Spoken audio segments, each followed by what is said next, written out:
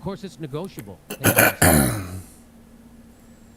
I don't think you understand how desperate and different things are now. We don't have years to wait around anymore. That's right. That's why we voted you in. Because you said we don't have to wait 100 years. We can have Medicare for all now. That's what she said when she ran. That's what AOC said.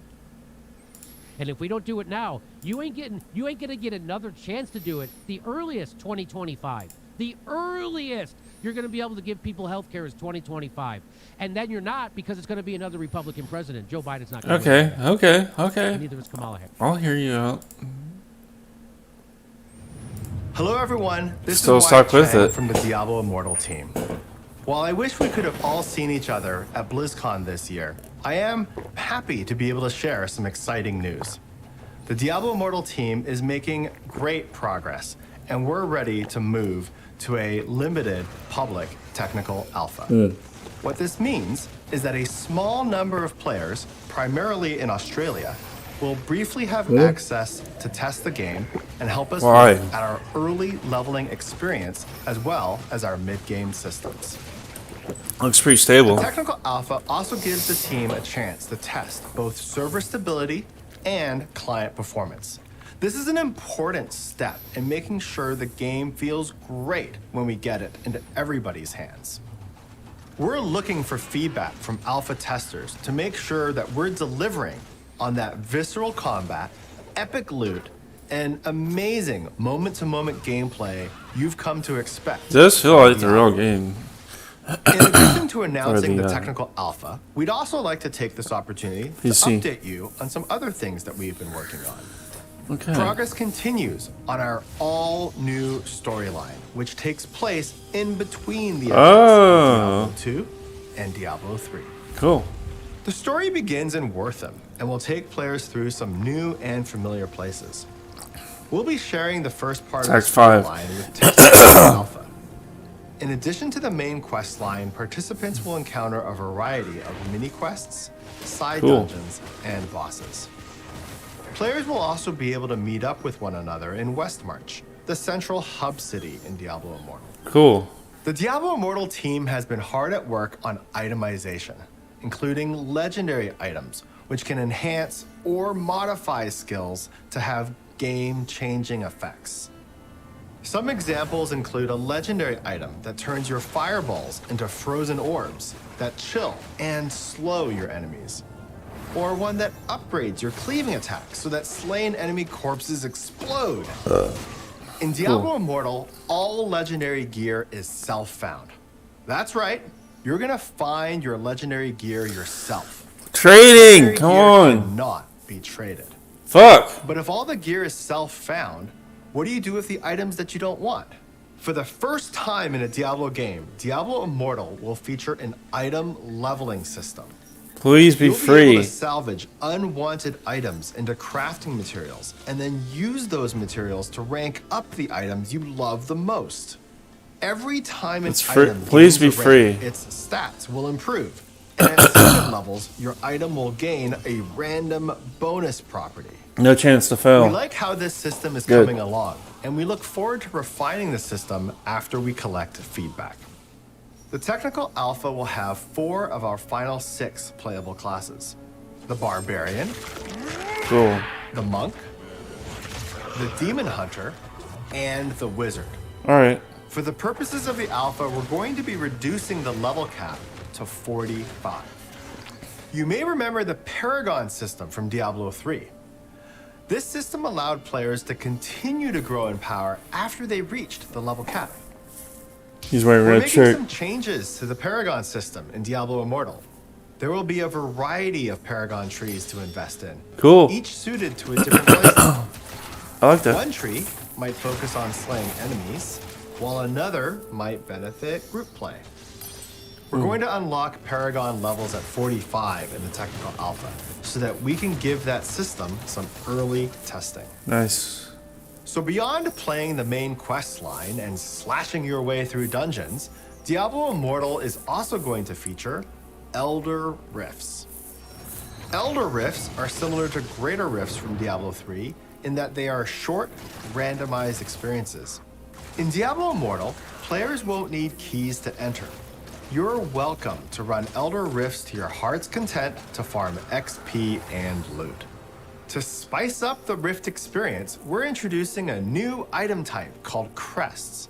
If a player uses a crest when they open an Elder Rift, that rift will gain random modifiers. Wow. Sometimes these Cool. modifiers are going to make the rift more challenging, sometimes easier, but always more rewarding.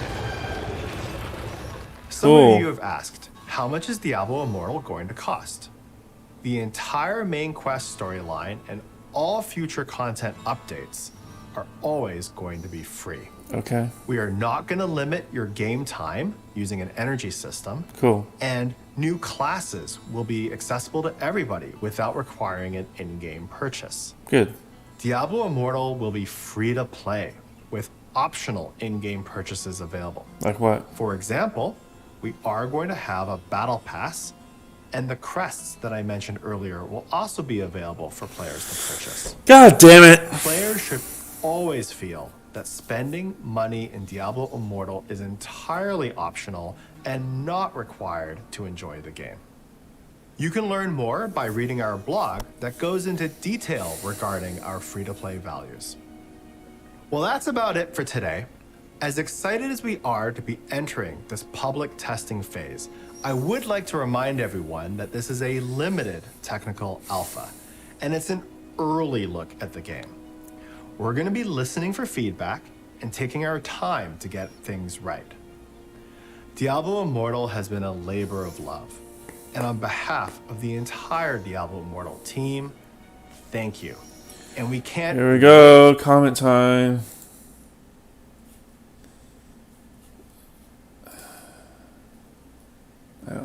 I'm kind of mixed. I mean, I'm glad they didn't give up on it. You in know. Sanctuary. Survey says 50%. Comments are... Oh shit, it's on my phone.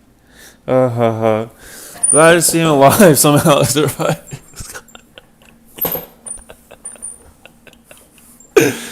Oh god. Yeah, don't get me wrong. I really don't want to need this game, but I hope the dude and the team is doing okay. I can't be easy to bounce back after that BlizzCon. Man, well, they tried. They're keeping at it. I don't think my phone's powerful enough for this. We're going to limit your game time using. Good. It does. It's a lot better than. Yeah, I'll just play Diablo 4 on PC. I don't really care. Yeah. Yeah, they should have announced Diablo 4 first. I feel really bad for the guy. Imagine having to work on this game, but you gotta do what you gotta do to pay the bills. Yeah. Well, he's passionate. Yeah.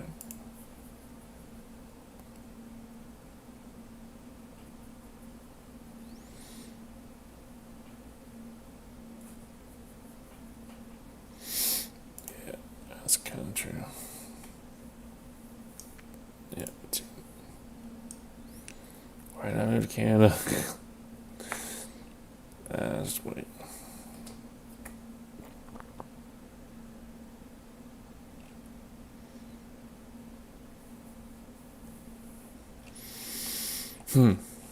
Well, okay. I'll see what happens, you know. Alright.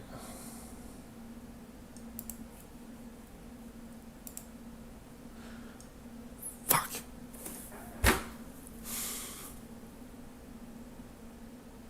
Wait. Hold on. That... I fucking hate myself sometimes. Ugh! I was completely distracted. Sorry.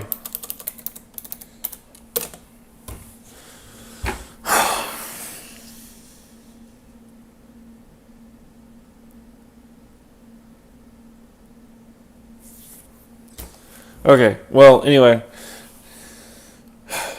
So... yeah, I'll just do PvP. My dude Hunter. Yeah, he needs a.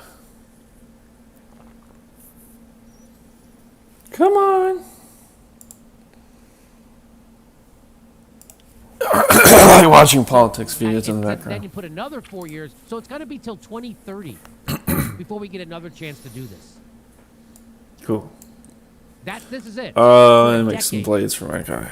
This is it. And AOC is going to go down gaslighting you all the See. fucking way. She's not doing it. She's not doing it. They are not doing it. And you got to make them shit their pants. Being nice is not getting this done. Writing articles is not. It helps. A hell of a lot. Tweeting helps. Calling helps. Being nice does not help. Calling a spade helps. Saying AOC, Rashid Tlaib, Ro Khanna, Ayanna Pressley are not fighting for you, which because they're not, is what we should be doing. They're the most. As Ro Khanna came on the show and said, it doesn't bother. People can criticize me. I'm one of the most powerful people in the world. If I can't take criticism, I shouldn't be in this job. Ro Khanna said that on my show, and he's fucking right. And he's the only one who had the balls to stand up to Nancy Pelosi and tell her to pass the goddamn stimulus that Trump was offering. She was the only one. Why wasn't everybody in the Progressive Caucus doing that? Because they're all nutless fucking wonders exactly what right-wingers say about them. They've got no fucking balls. None. Their biggest think tank guy was on here worried that Kevin McCarthy was going to become speaker. That's not a chance of that happening. There's not a chance of that happening. There's not a chance of that happening. David Sirota came on this show, and he argued with me at the top of his lungs that Kevin McCarthy is worse than Nancy Pelosi, and that's a bad thing. There's not a chance of that happening. There's not a chance of the Republicans getting a speaker. There's not a chance. So don't listen to people who are trying to find every fucking way not to do this. The time is now. And if we don't do it now, you're not going to get another chance for fucking 10 years.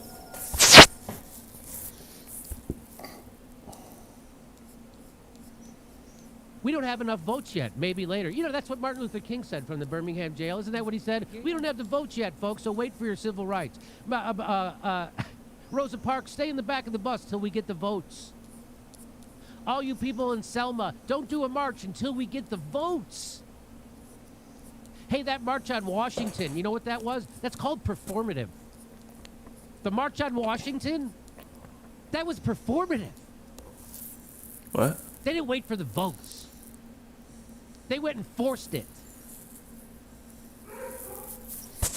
Pay attention. The official gatekeepers haven't approved the strategy that you unwashed, ignorant peasants are proposing. You're just going to have to keep waiting. Really? Oh my god, I hate my inability to look She's at saying chat, now you've so. made it actually harder for her. She's blaming us for their failures. She's saying we're going to make it harder for them. Oh, we're going to make it harder for you, AOC. We're going to make it harder for you. This is straight up lie from AOC. Yes, she's straight up lying. Oh, And the time to stop to be mailbox. nice is way fucking over. The time to be nice to anybody in politics ended at the CARES Act. True. And so the fact that I have to like somebody who's a politician, even though they just sold me out, is bullshit. Well, not like They're go not all your out friends. like They're not boogaloo and nice everything, people. but They're not nice people. They're not your friends. They're hired servants. They're public servants. yeah, And they're supposed to do what the fuck we want, and Exactly. they ain't. exactly. And all the bullshitting, gaslighting ain't going to change the fact that they're not doing what the fuck we want. 9 out Yeah. of 10 Democrats want this, and they're finding every reason not to do it. Yeah. Fuck them and fuck you for if you fucking support them. Fuck if them. you protect them, we know who you are. You probably get paid by NATO to go interview war criminals. I have nothing. Don't you? You probably took $20 I million barely- from fucking Jeffrey Okay. Katzenberg to go gaslight people that Medicare for All is a bad idea right now. Oops. Hey, Medicare for All organizer here. I think we should force a vote or pretty much do whatever else we can think of. We don't have a lot going on. So that's our Medicare for All. That's a real Medicare for All organizer. Hot take appreciator. Ha. I don't know. How can you tell which is real and which isn't? Is it not enough to be an American citizen and advocate for a fucking policy that every other country has? That is the bare minimum a fucking state is supposed to provide its people? You have to be a specialist to be able to advocate for that, AOC? No. That's what she's saying. She's wrong.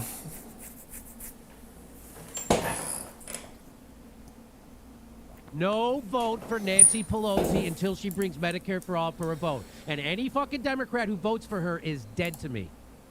And should be dead to you. Ooh. That's it. What the fuck are you voting for? They voted for the Patriot Act. They voted for the largest upward transfer of wealth in history. They have done fucking nothing for you. And people who want to be nice to them, it's because they're going to bump into them at parties. I'm not. I'm not going to bump into them at parties. And if I do, they're going to be afraid of me.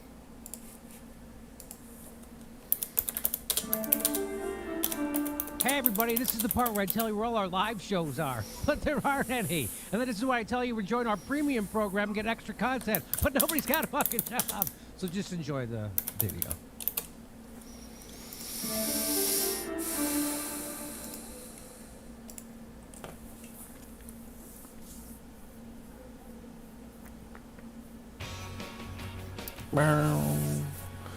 Oh, no, don't care.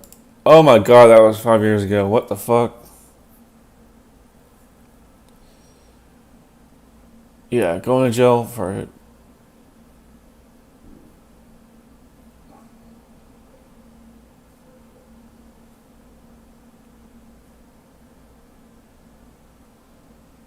$3,000 haircut. Fuck no. Why? If I actually had to pay $3,000 for a haircut, it would have to be like some crazy like multicolor pearlescent shit. Is that a thing? I'll just let it load.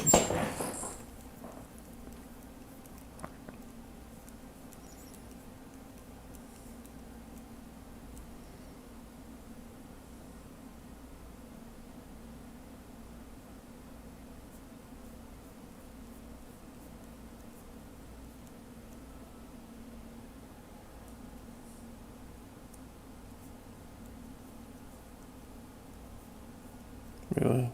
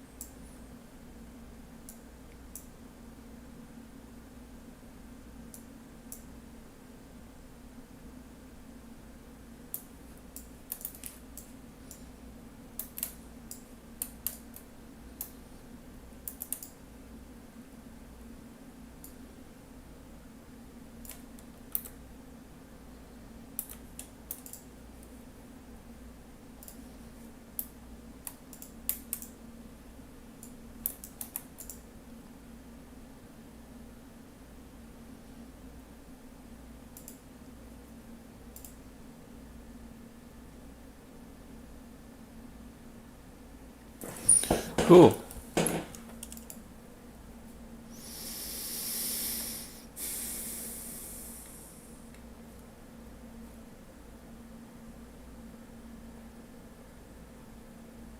I think you can do that.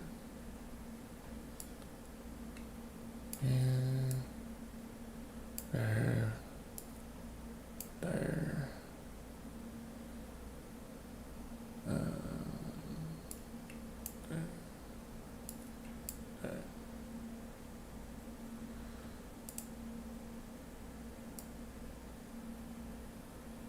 Wait.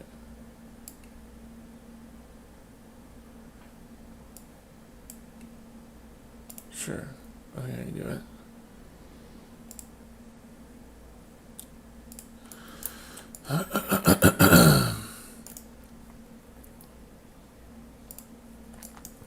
didn't unlock the next chapter.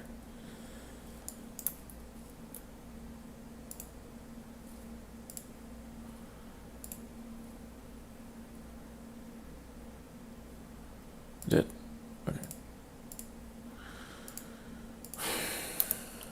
Alright. Weekly. I'll do the Lost Souls first.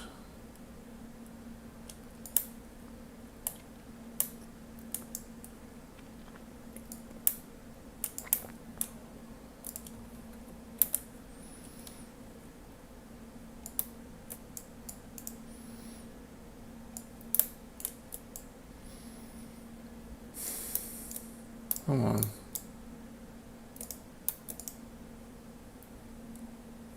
Nothing.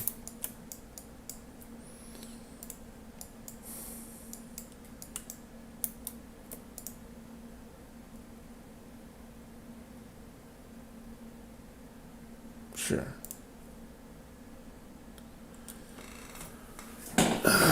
So that should be 4. Gotcha.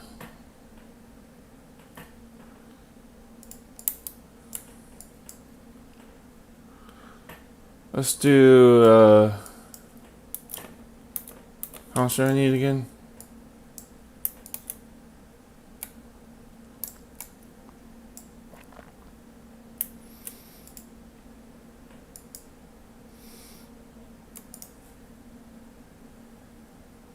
$1,500. I have 1136. Okay. Sure.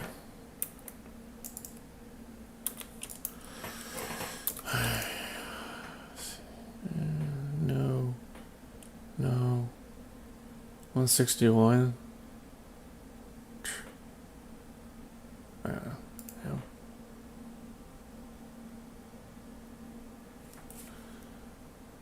Why does it keep spazzing out like that? Fuck is this lurking?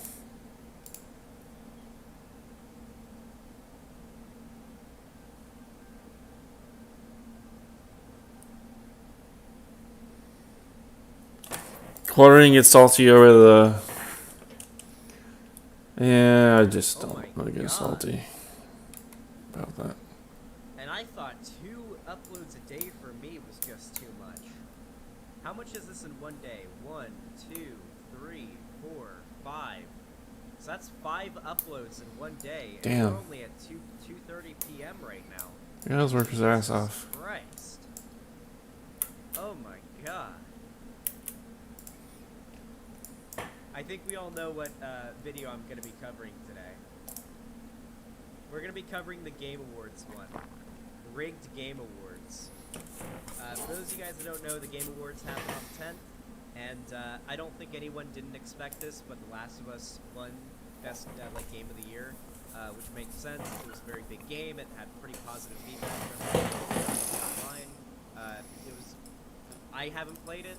I watched a Let's Play of it, and I thought it was, pretty good. I think they could have done some things better, like letting you have a choice to kill Abby or not at the end of the game would have been nice, instead of just, Ellie just lets her go. I get that it makes the narrative make more sense, for the idea of, a redemption arc in the story, but I still do think that they should have played it safe and given you a choice at the end, because it doesn't really make it, let's be honest, it doesn't really make sense for Ellie to not kill Abby after Ellie has slaughtered hundreds of people by the end of the game, you know?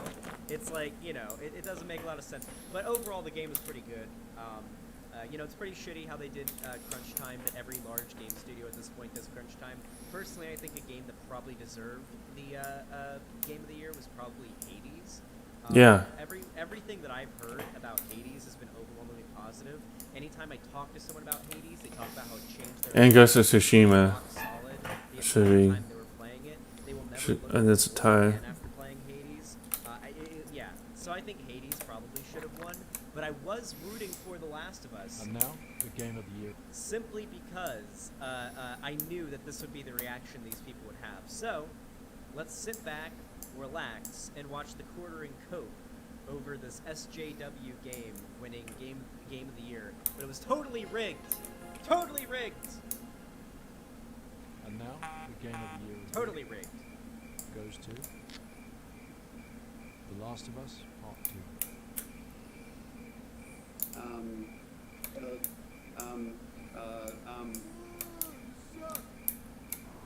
Clap for that, you stupid bastard.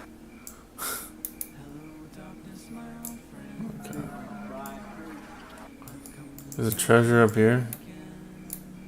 I just realized this is 2 elections in a row that reactionaries have lost. They lost the vote for Game of the Year from the Game Awards, and they lost the election with Donald Trump. That's double cope. That's why he was bringing What in the the fuck? Biden. It's double cope. Oh, that's tough. That is tough. Okay, I can't be that mad, guys. I can't be that mad because they're really mad, and them being mad makes me very happy. What's going on, everyone? Jeremy here from the Quartering, and last night was the Last of Us 2 ceremony. I mean, the Video Game Awards ceremony. Daily treasure. Yep. Dorito pulled himself, Jeff Keighley, in a $5,000 suit and brand new tennis shoes because he wants you to know he's totally cool and hip, even though he's an old guy. Awarded just about everything to The Last of Us 2. Now, there is zero surprise from most of us on this. In fact, Nope. Literally I was looking at the chat. If you guys want to see, I streamed my reaction to the Game Awards. The whole chat was spamming Doom, Doom, Doom, Doom. Like, tens of thousands of people were What? in chat spamming Doom or Hades when they were saying a Game of the Year is, and then they said The Last of Us, and the entire chat said rigged. And what the fuck? Okay? Nobody was expecting it. Everybody thought it wasn't going to happen, okay? in fact, I knew I was expecting it, but... once Ghost of Tsushima won Fan Voice Award that it was going to be a go-ahead for the shills. Oh yeah, Ghost of Tsushima would probably have been good for winning Game Awards too. Like, I should clarify, I don't give a fuck about The Last of Us Part 2. Honestly, I have no attachment. I knew it. Winning Game of the Year does nothing for me. Honestly, I think it's mostly for the dev team. I Right. feel like Hades or Ghost of Tsushima probably Yeah, deserved good point. it. Probably not Doom. I haven't played Doom, but like, I feel like Ghost of Tsushima it would probably deserve it a bit more than Doom, and I feel like Hades would as well. Hades Yeah, is, again, that's fair. A fairly niche game type in the form of like a roguelike. I'm pretty sure it's like a roguelike, right? Hades, it's like top-down roguelike type thing. And make it as popular and overwhelmingly accepted as it is. Here we go. Roguelikes are a pretty niche genre overall. Like, What the hell? you know, like first-person shooters are way more mainstream. What? But yeah, I don't know. I think that like I- there's plausibility for those other games to beat it, and I wouldn't have been like surprised if Ghost of Tsushima or Purity. this one. What the fuck? But I was hoping for The Last of Us 2 to win, just so I could see reactionaries all about it. What the the committee fuck? for the Video Game Awards to stick it to the gamers, and that's really what this and what By the way, sticking it to the gamers, Oh. The Last of Us 2 is the most sold PlayStation game of all time. Like literally, like record-breaking sales. Within like 2 days, it had broken every single record there was, and it had overwhelmingly good reviews from people who weren't like online reactionary types, like that just review bombed the game as soon as like the review thing happened. I didn't link it. What? Like people who actually played the game, like just normies who played it, seemed to like it a lot. what is the Game Awards but a 3-hour commercial? That's essentially what it was last night. We'll talk a little bit about that. And in full Game Awards fashion, how about supporting somebody who isn't a hack by picking up some displays? Oh my! Wait, is he implying he's not a hack? Oh. Okay, we're skipping his little ad. Here. Ah! Is he implying that he's not a hack? Ow. He's the definition of a hack. Also, it's funny because probably one of the best parts of the game, in Ah! my opinion, was as much as I don't like the game because it makes my fucking chest hurt. It's so anxiety-inducing. Ah! The Among Us dev team won a bunch of awards. I think they won 2, and like some of them were actually crying because if you guys don't know, Among What Us the is made fuck? by a pretty small team of people. Wow. And it was like an indie game that went out in 2018, experienced massive, just a blast of success in 2020, and they're the small indie game team that blew Damn. up. And their reaction to winning those awards was really, really wholesome. Wow. It was really, really wide. I want to see that. That was one of my favorite parts of the Game Awards. But you know he's not gonna even like mention that. Our friend soon. Thank you so Oh, no, no, no, no, no, no, no, no, no. Okay. Yeah, it's a little unpredictable. much. Safe Ah! I know you need some gift ideas, and there's still time to get here by Blau. Oh yeah, Lonnie, I need you to send me a really cute Oh, that's cool. picture of Luna or something, okay? It's for Christmas, okay? I just need it, all right? Esports report, and you know him and I, we get along fine. This isn't like any. This is. Oh, you want to see something cool? Wait, I don't want to leak my DMs with Slasher, but I will say.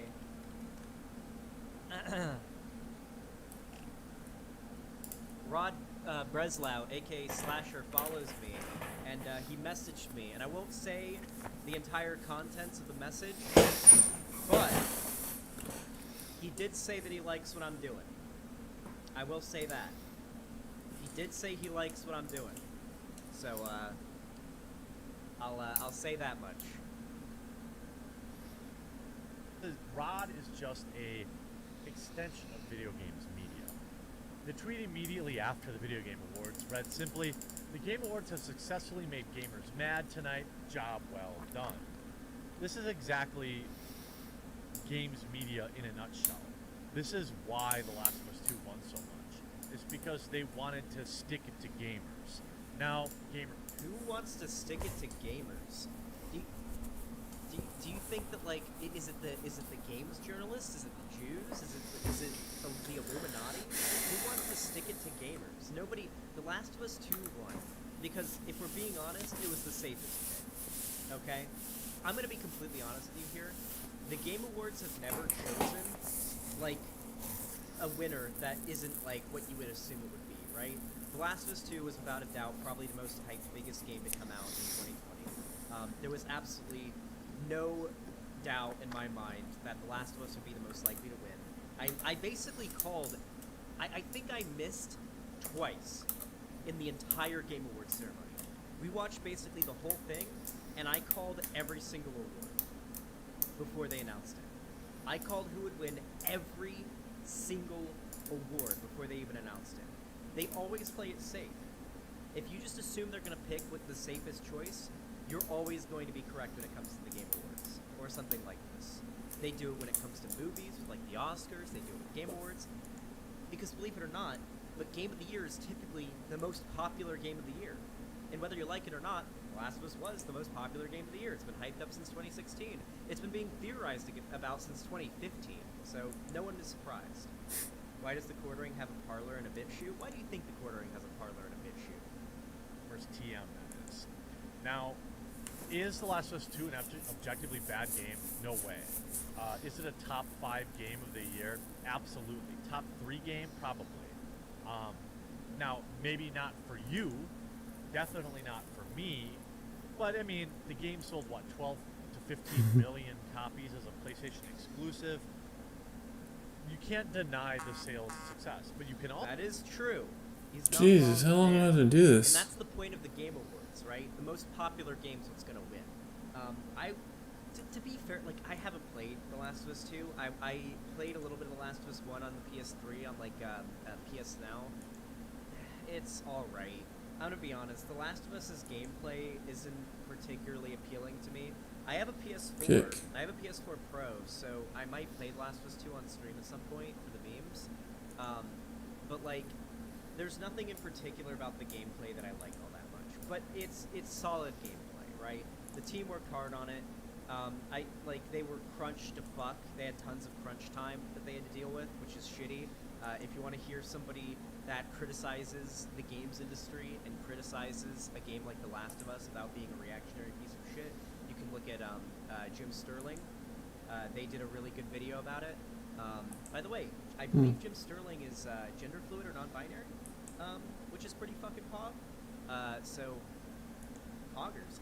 But Jim Sterling did a really Pretty good video pog, on really. The Last of Us 2. A few really good videos on The Last of Us 2. I just don't understand that. Like, is it really that special? I don't know. Gameplay Just, being extremely safe, just over the shoulder I things. don't know. I don't whatnot. want The to story being begin that. a hit or miss with most people, but like the quartering doesn't have any actual opinions. If I'm being honest, the quartering knows what he has to say in order to bring the audience in. He has to sort of, fuel the outrage of his community. He knows this is a big story.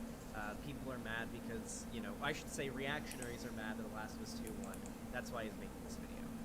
Also not deny the division and vitriol it caused, and the fact that so many people felt betrayed by its story.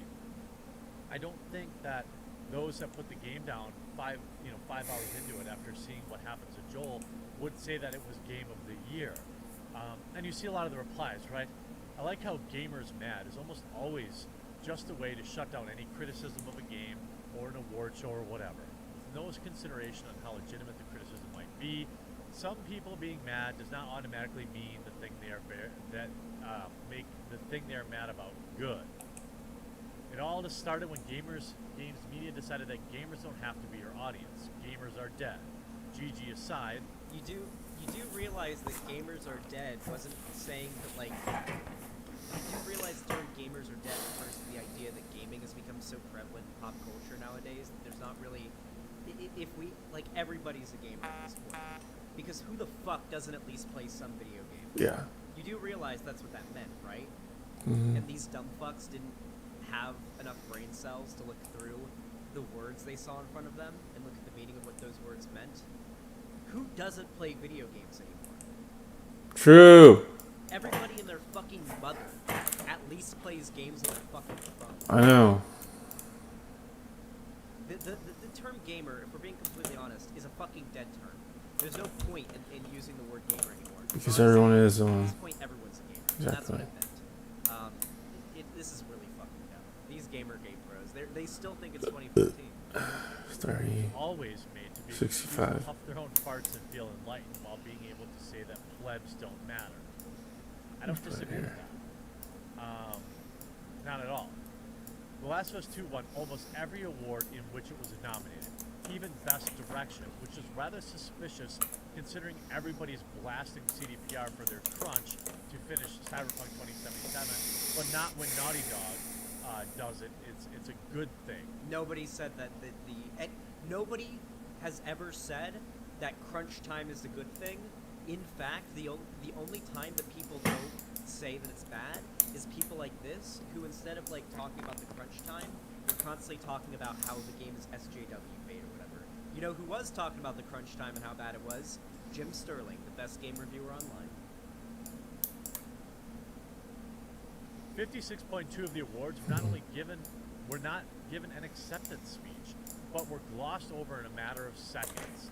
That's what people should be mad at, not who won, but the fact it was supposed to be a serious award show and they gave less than half of their awards any attention.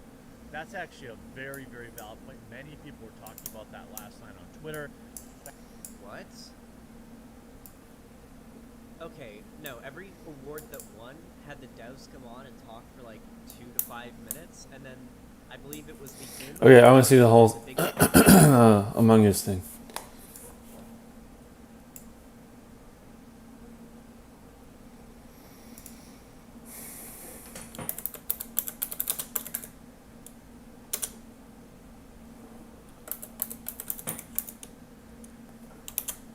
Oh my god. I wonder what they look like. Oh my god. Who's that? Tom Holland? No. Holland. Tom Holland.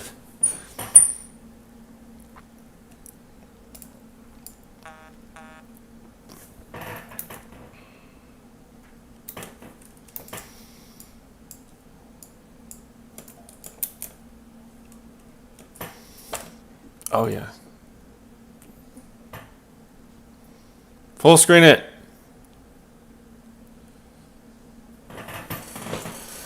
Yeah, that's a tough one. Warzone. Fall Guys, yeah, definitely. That got just cleaned out by Among Us, and now Among Us is like down, so it's really hard to race for the top Twitch.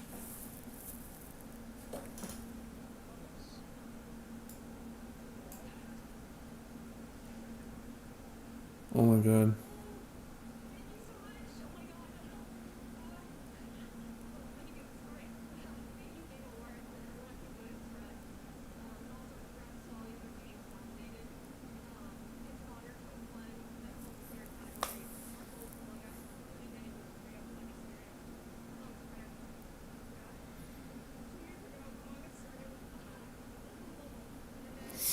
Damn, that's awesome.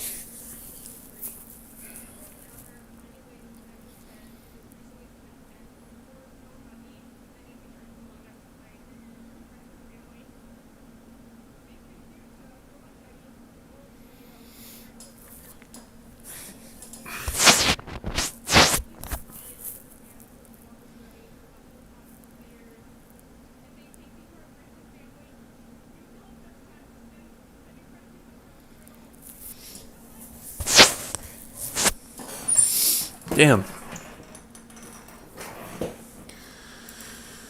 Oh, man. I'm not crying, you're crying.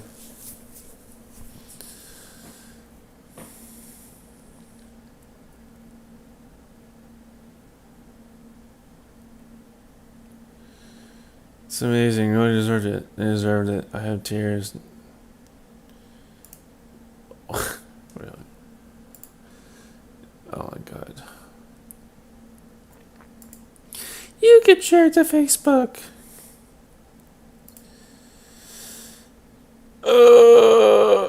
I'll attack someone. Oh well.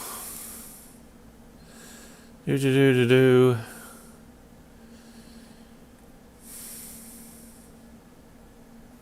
Cool. That was awesome. It's like 4 people. Holy shit. What's the game? They made the Stickman games before that, right?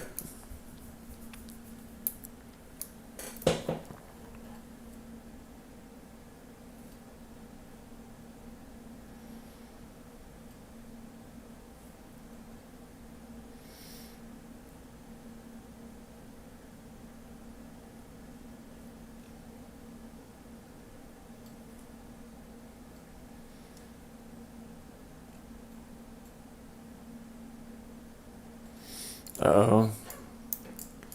Medicare for All battle.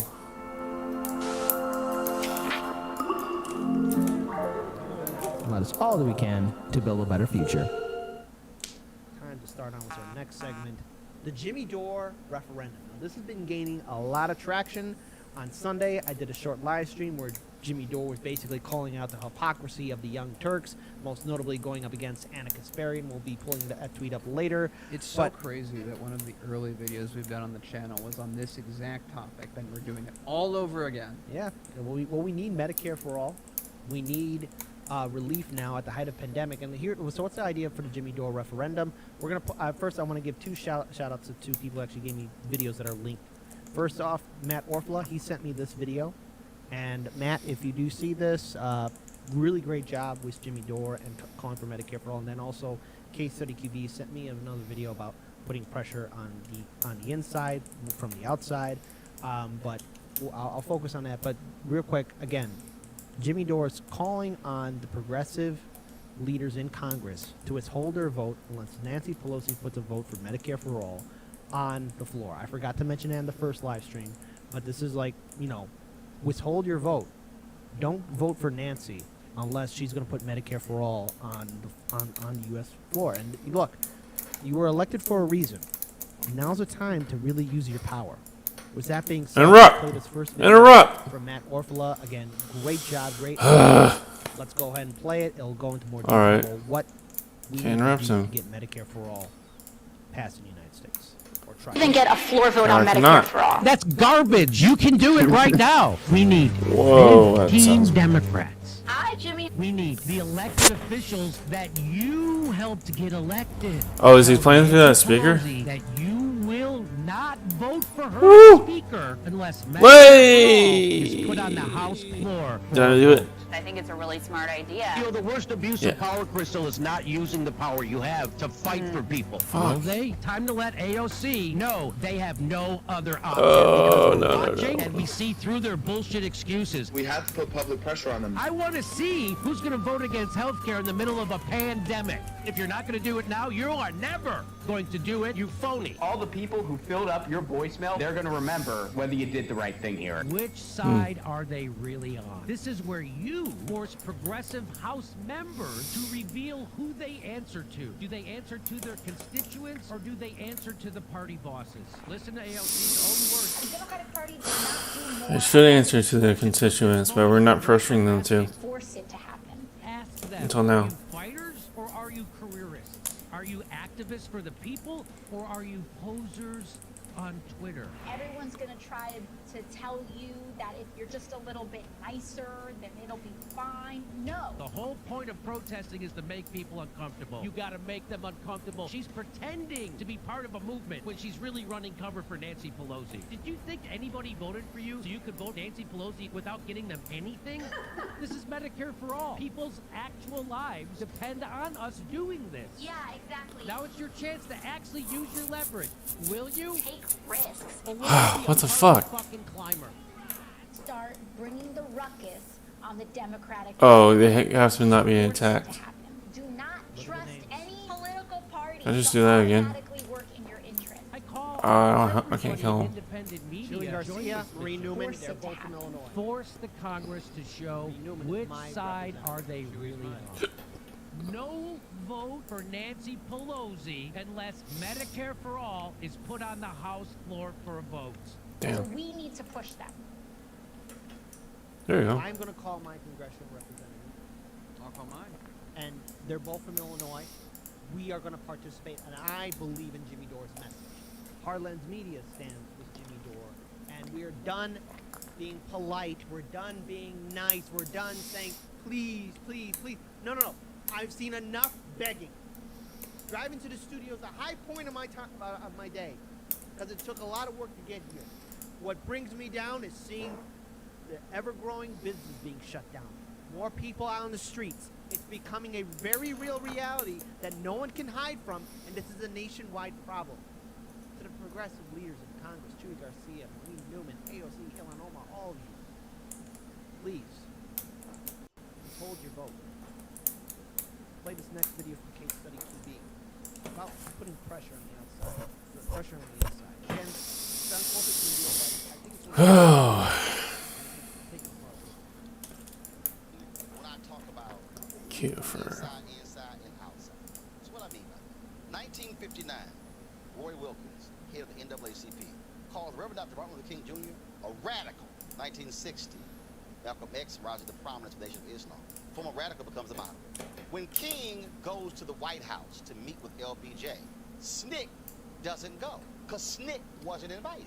But if you look at between 1960 and 1968, most of the most aggressive public demonstrations of civil disobedience were led by SNCC and CORE. Now, SCLC was there. Oh, that guy. He was there, but they were told, do not do the freedom rides. SNCC said, hell no, we doing the freedom rides. CORE, we're doing the freedom rides. In the 21st century, there are going to be black groups who go to the White House to meet with the president. That's fine. There are going to be black groups who don't get invited to the White House to meet the president, which is good because those groups are going to be able to exert the kind of external pressure that's on the administration to get things done, so those who are on the inside will say, now you know, we need to negotiate this thing because they ain't stopping. Y'all, Obama was president. I was there in front of the White House, which is 3 blocks from here, when I forgot his name, but he was the Asian guy who was in the military who got kicked out because of Don't Ask, Don't Tell. I left a meeting from inside the White House and stood there as he handcuffed himself to the fence. And there was a rally of other LGBT folk in D.C. But another group was in front of the White House, chained themselves to the fence, and they got arrested. But there was another group that was meeting in the White House.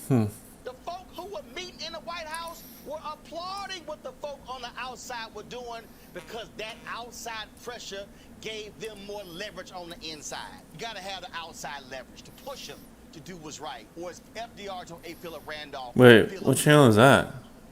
Okay, one thing to take away from that video, there's a lot to be said about those who are invited in to the circles of power, whether it's meetings like congressional representative, senator, the people, all of you watching, have more power than you realize. And we have to, even for the people who do get the chance to meet and the people who, even for the people that we respect and follow, we do meet with those who have higher power. And we have to show that our power is greater. Now's the time to start planning and organizing. Now's the time to really start reminding these politicians that they're public servants. Wait, what? And we cannot let up on that pressure. Now, Jimmy Dore is doing something that's, right now, I think is a bold gambit move, and we've got to be bold. And we have to ask our progressive leaders, look, you may not like them. I'm not going to cancel AOC or Ilhan Omar or anyone else. Because right now, this is the best we got. It truly is. And I despise the Democratic Party for what it is. But if this gamble does work, if Jimmy is right on this, it will be the beginning of something. We have to try. One last try. Because otherwise, if they don't, well then, Jimmy was right about all these Democrats that call themselves progressives. Don't crash on me. Throw in there, this is why, you know, when people say, no, we should only go on the outside, or no, we should only try to perform the Democratic Party inside. We need people inside the gates and outside the gates at all times. And I think that we're just saying that maybe we need to get more people outside. But hey, if we can take over a Democratic seat, we should also do that as well and keep pushing from both directions. Now, obviously, it hasn't worked out so far, but again, I would rather have an AOC in office than a Nancy Pelosi. I think that's still going to be more manageable. But it really does come down to us, and it comes down to keys. If you don't, go watch Rules for Rulers if you haven't already, because what we really need is power over them. We need to have more power than they do. We need to have more power locally, statewide, and going out. But so either Jimmy's plan is going to work or it isn't. But standing outside, looking at this and going, oh, it's an interesting story, not doing anything about it, it's the same as not participating. It's the same as siding with the establishment. Because in the event of a power debate, let's say, if you don't do anything, you're automatically siding with power because they have to just de facto not lose, where everyone has to actually win. So you have a rep that's on that original list, call them. It doesn't, if it, oh my god, it takes like 10 seconds to do, it's not a small it's a pretty small sacrifice. Me and Daniel are both proud Chicagoans. Daniel, Chicagoans. Chuy Garcia, who we interviewed on our show way back when. And Marie Newman, who I interviewed way back in 2019, early 2019, is my congressional representative. I'm going to make the call. And I'm going to do the right thing, because Jimmy Dore is right. But I also want to give a shout out to Gray Walker, joint third party. Look, now's also the time to start building third parties. Yeah, For people, definitely. batters up. Green Party, I wish I I- haven't given up on you either. But see, here's the thing. Universally, Medicare for All is popular. But what people don't talk about is how socialists, Democrats, liberals, conservatives, and libertarians all are agreeing on Medicare for All. Controversial statement. Americans can actually agree on something. The rest of the world has figured it out. But also what's angering me is the attacks that Jimmy Dore is getting. Let's pull up this one tweet from Annex. Talked about this on yesterday's live stream. It's one thing to debate the strategies lawmakers like AOC should take. My issue with Dore is that I don't believe he says anything in good faith. It's What? incredible to witness his rage-filled demands of some lawmakers while he refused to hold Tulsi accountable for a damn thing. All right, everyone, disregard Tulsi Gabbard. She's leaving Congress. She's going bye-bye. Any of her bills, whether it's that Title IX or, oh, wait, how about her OFF Act? Oh, wait, how about UBI or anything else like Medicare for All? Oh, I guess we're going to ignore that. Tulsi Gabbard is leaving Congress, Anna. Whatever you and Emma don't like about Tulsi, guess what? It's done and over. You know what? You didn't break her. She's still around. She's probably going to be a lot more stronger. She might one day enter around politics, but you're focusing, saying that Jimmy Dore, your old co-host, I remember the old days of TYT, the high point of TYT, when all of you, I guess when I watched it. I guess when you guys were friends, you really think you speak out of bad faith? That's not Jimmy Dore. Jimmy Dore was correct on Russiagate. Jimmy Dore was correct on the hypocrisy that is Russiagate. Yeah. Jimmy Dore was correct on the waste of time that was impeachment. Jimmy Dore was correct on how corrupt and inept some of the Democrats are. Jimmy Dore was correct in calling out the fact that this election is going to probably end up the same thing as 2016. I didn't want him to be right about that. Oh, guess what? He's right. He's speaking in bad faith.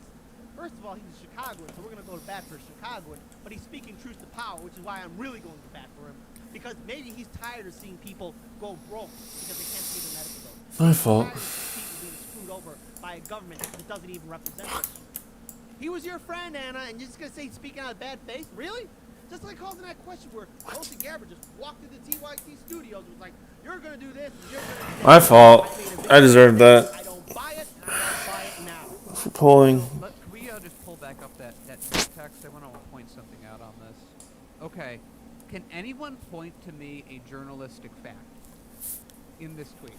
Everything that she has, ironically, everything that's for Jimmy before the butts come in are all factual statements. Every single thing that she's upset about Jimmy with are all opinions held by one Anna Kasparian. No one else, well, maybe Emma Bigland as well, but this is their opinion. This is Anna's opinion. And the Tulsi thing, this is Anna being like a mean girl type person and not able to let go. Because I said earlier in the segment that, hey, this reminds me of what we were before. Anna just hates Tulsi Gabbard. Anna despises Tulsi Gabbard. Really? Have factual reasons that she has. No, she'll just make them up. Or she'll bring up something that... Like Barry Weiss. Hey, look, we have this giant mountain, but I'm going to ignore that because there's a small molehill over here. Hey, Tulsi's bad faith on this. Here's the reality. If we go back to that tweet one more time. That's the bad faith argument right there. That's the argument that goes against who Jimmy Dore is, your working relationship that you used to have with him, and anything else. This is Anna and her mean girl opinions that she can't get over, move on from, and sadly that's all there is to it. Well, I also want to give a shout out to Monarch too. I can see Jank and Jimmy more or less close with each other. Anna and Emma not so. The majority report bid of Jimmy Dore referendum was discussed. I believe so. Let's actually pull this up because Jimmy Dore was not going to take that line down.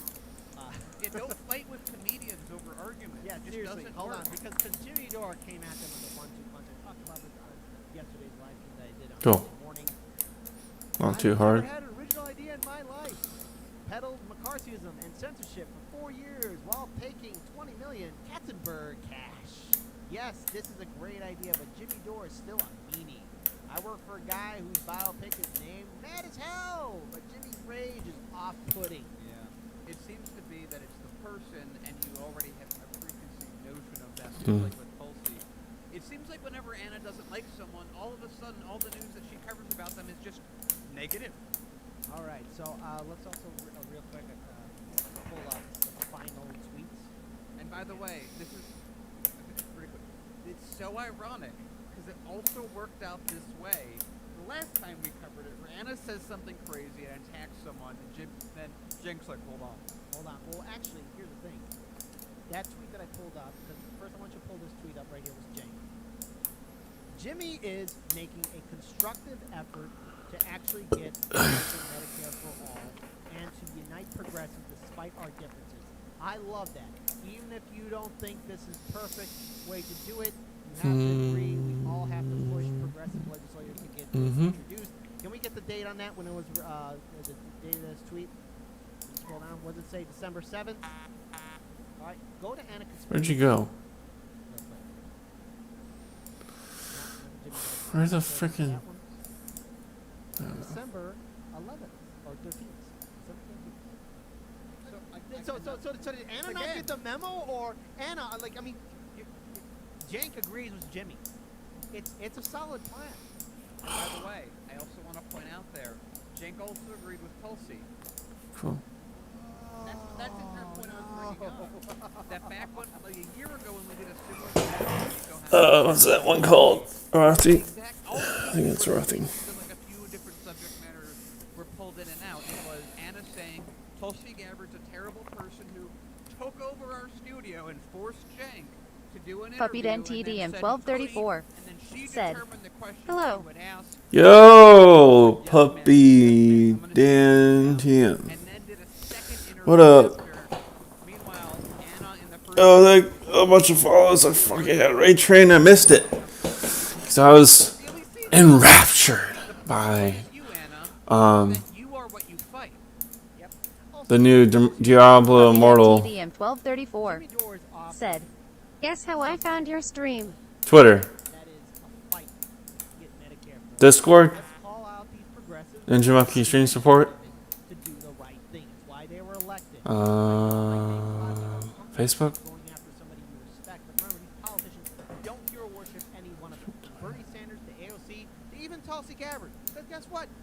Facebook, Twitter, Twitch, Instagram.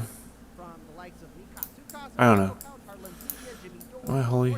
Yeah, I am. Puppy Den TD and 1234 said, "No, I looked up Party Rock on Twitch and you were there." Party Rock? Wait a minute, am I a rock band? Oops. Well.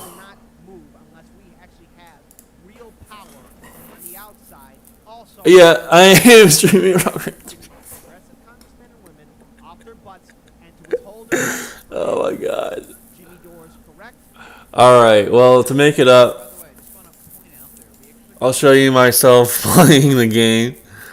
It's gonna take a while to switch over. Do you want me to play Rock Band now? My bad. Puppy Den TD and 1234 said, "Okay, lol." Oh, you do want me to switch to Rock Band 3? I mean, it'll only take a minute, actually. All I have to do is just switch the inputs over for my Elgato. And then move my camera.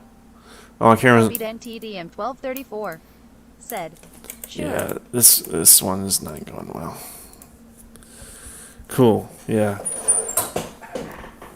Yeah, it won't take that long at all. So, I'm still live. Why is my camera not working? Well, okay, so there's no drum cam right now.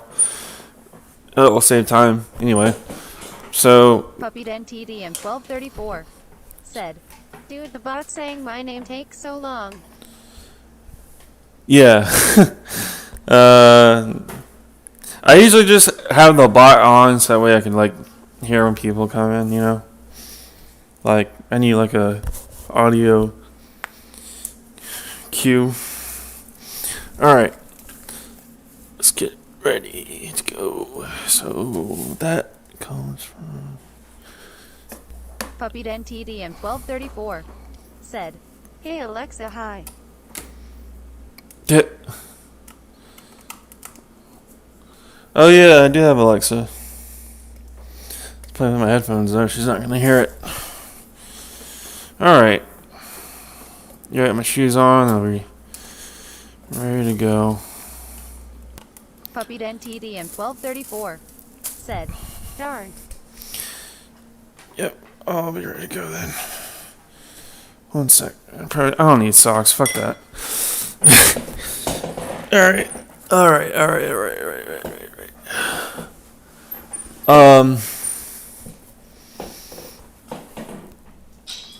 There we go.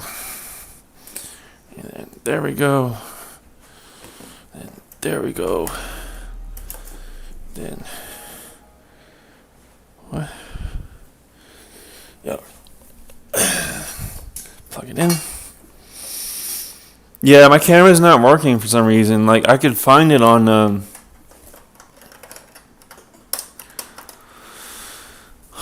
I could find Windows can detect it, but Streamlabs is unable to, and neither can Zoom whenever I do my cybersecurity class. said, I have a Xbox 360. Actually, it's the only Xbox I got other than the original. Yeah, me too. I actually had to get I had the OG Xbox 360, the white one, and then it died on me, and I had to buy a new one. The one I have now is a Modern Warfare 3 edition Xbox 360S, and that I got that for like $120 and 4 games. It's like one controller and 4 games. I had came with Modern Warfare 3, motorbike game, MX versus ATV, football game, and I forgot the other one. I haven't played an ATV game in a long time. I'm happy I got all of that. You know, I always wanted to play a Modern Warfare 3 campaign. Puppyden TDM 1234 said, Xbox 360 straight up ripped off Wii characters. Yeah, it did. They really did. Well, they do look different though. They kind of have like more of like a like more elaborate models than the Wii does. Okay, I'm ready to go now.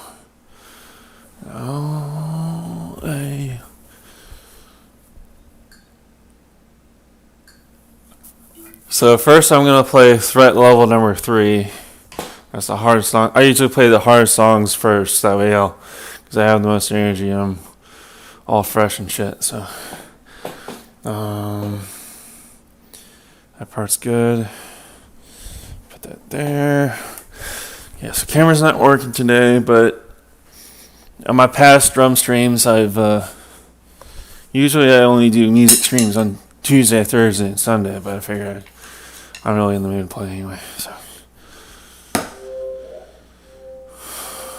No, don't want to do that.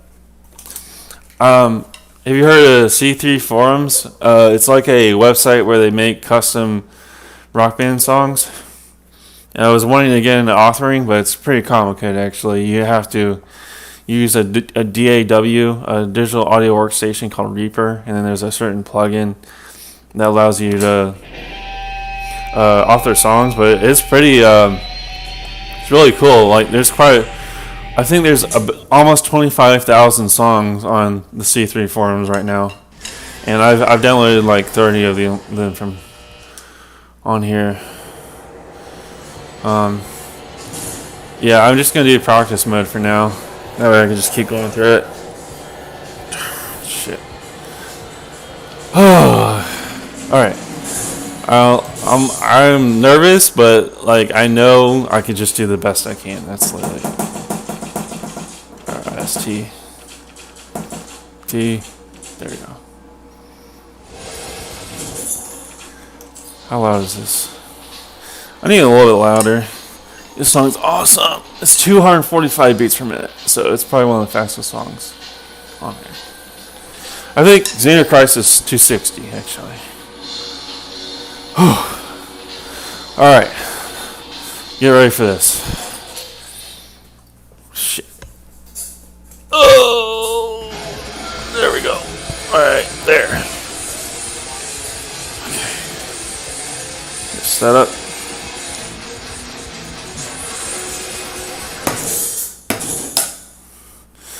Yeah, I wish I had the drum cam. My set's pretty old though. Oh, hold on.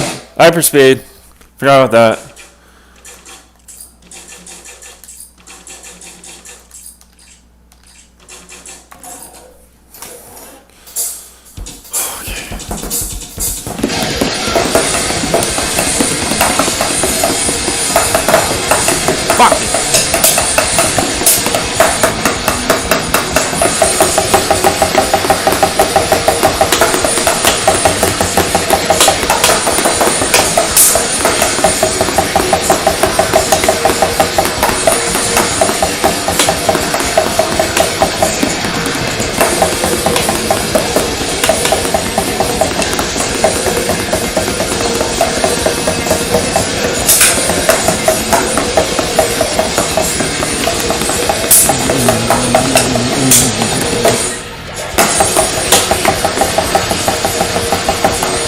Fuck.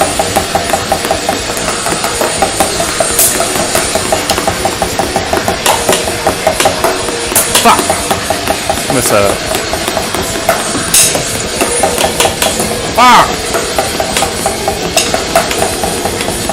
The highest is like 45, I think. Jesus Christ.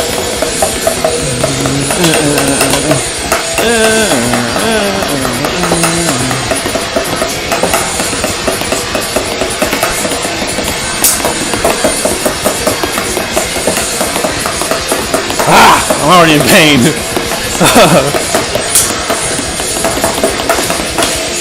Fuck.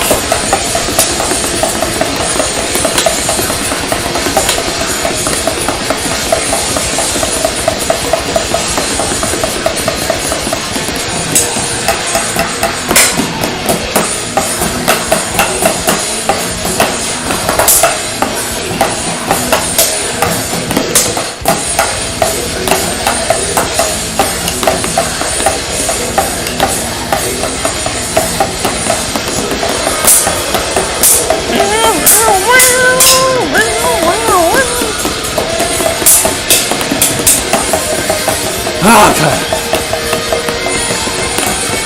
Leg hurts already.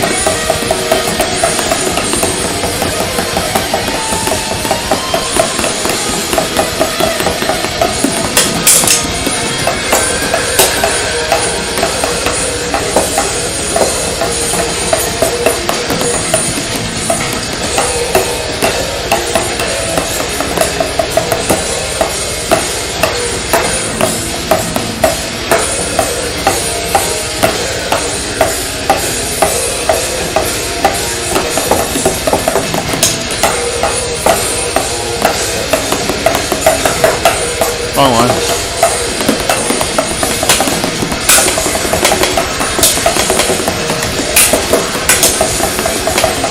Oh, God. Ow.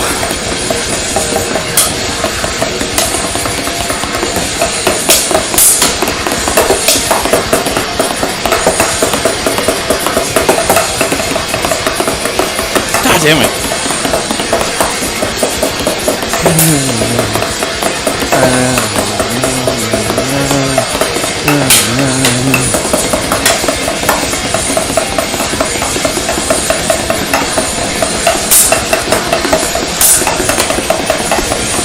Fuck!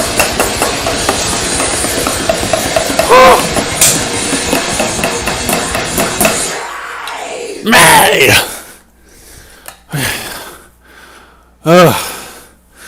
Fuck. Yeah, I saw that. I saw that played live, and I was like, "Holy shit! How does he do that?" Like, the song is crazy fast. It's 245 beats per minute, which is like, what song's 120? I don't know. Pretty fast. That's up there. It's probably one of the fastest songs ever made that I've heard. Let's try it again. See if my arms don't die. Why not?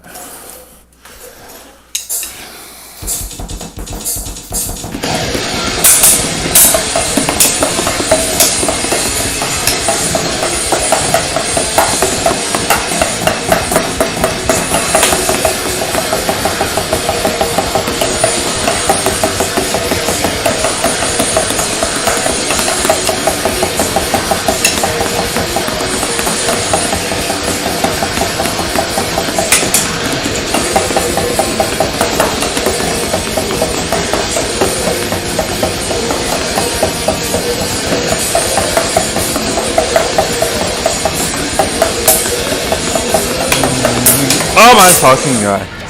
I don't know. I don't know.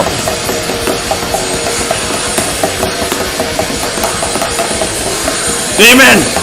God damn it, Demon! You're dragging! oh, whiplash. Demon, you're done! That's like a good Fletcher moment right there. Like you should probably like take the bass drum out that I'm using right now and like throw it at my face. If I did that. Why?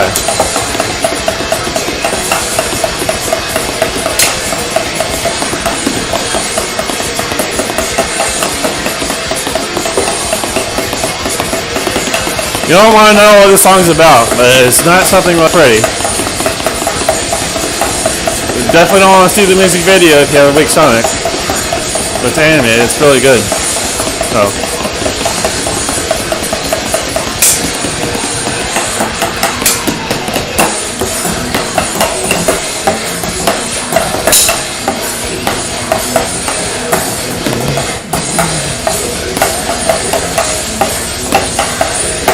Damn it, can't see that part.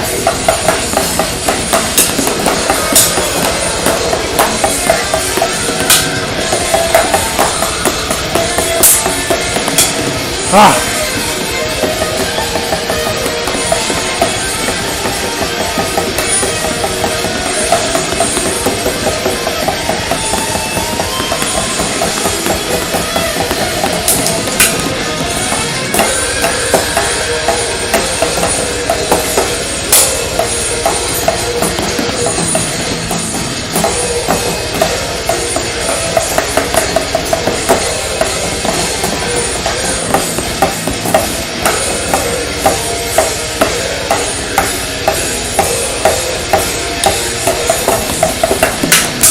God damn it.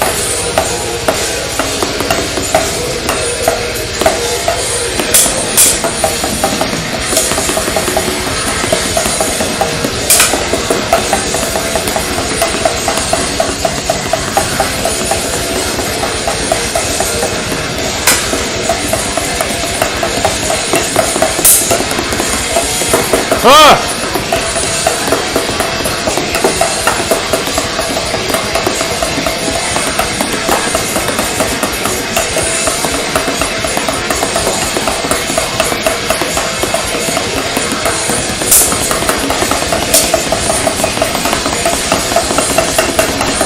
Fuck me! Oh!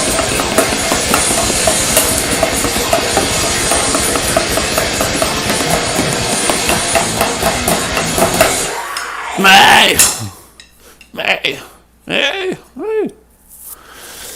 Okay, I'm gonna do another one. Oh god.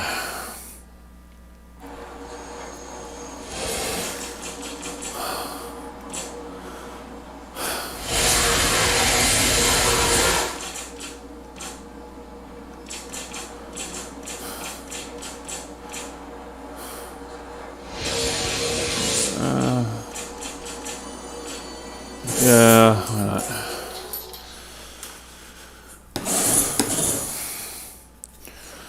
Okay. Alright.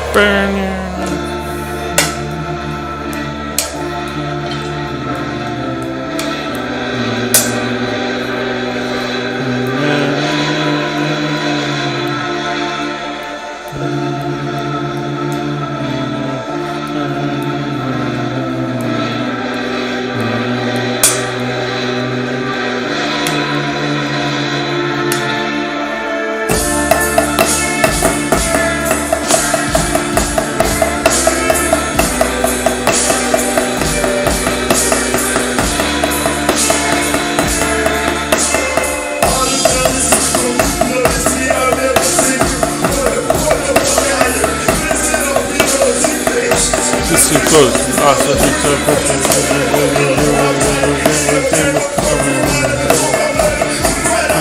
You wanna.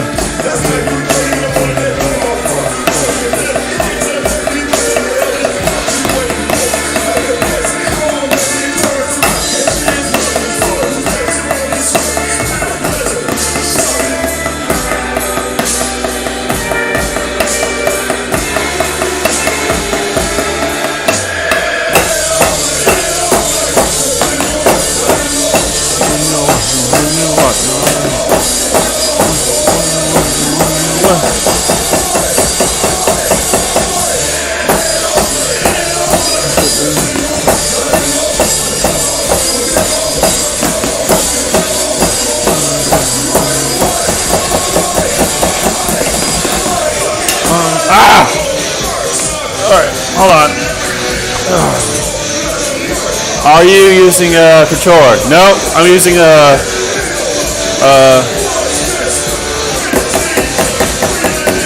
I'm using the Rock Band main controller, but the drum set I'm using is the Simmons SD5K electronic drum kit.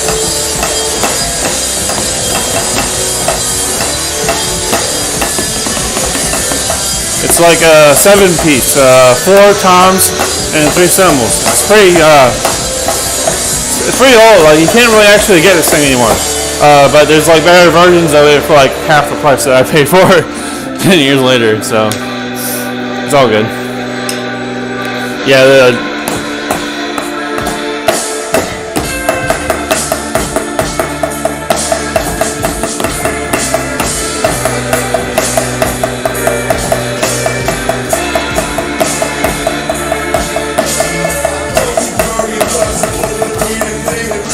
Thank you for following.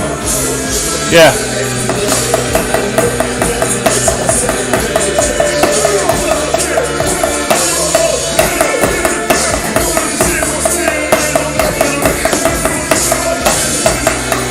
On GP. Oh.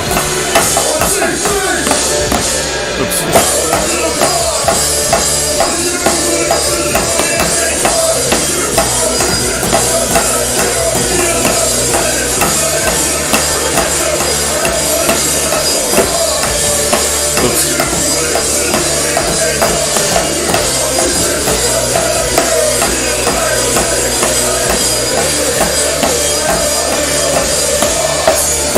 Here's the hard part. I'm ready. Oops.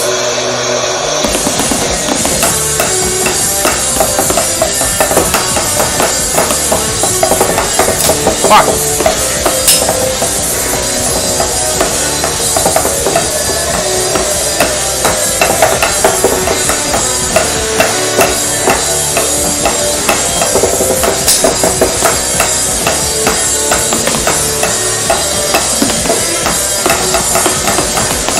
Damn.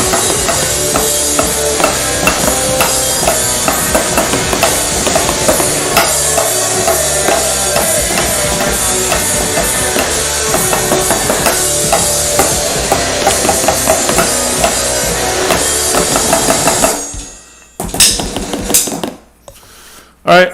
Thanks for the emote. What is that? Yeah, that's fine. Yeah, I'm using a drum controller. I mean, electronic drum set. Play the next one. Okay, I'm gonna push myself. Sure.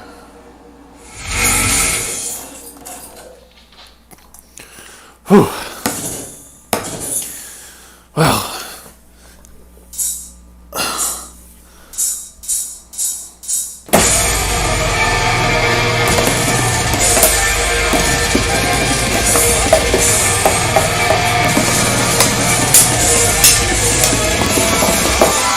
Damn it. Head out. Alright, thanks for coming in.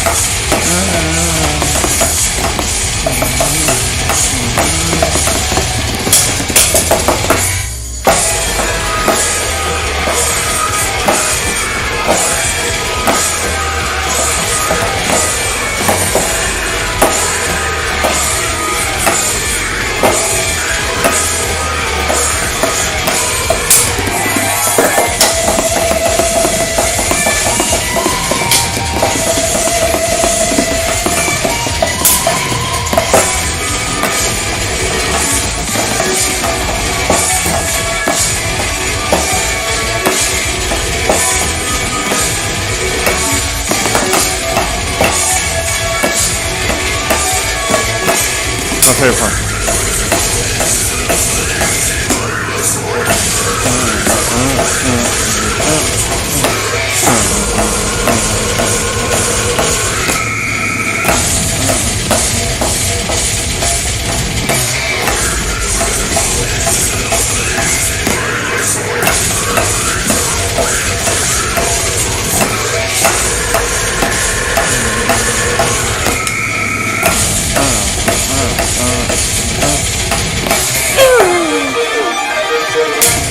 Oh god.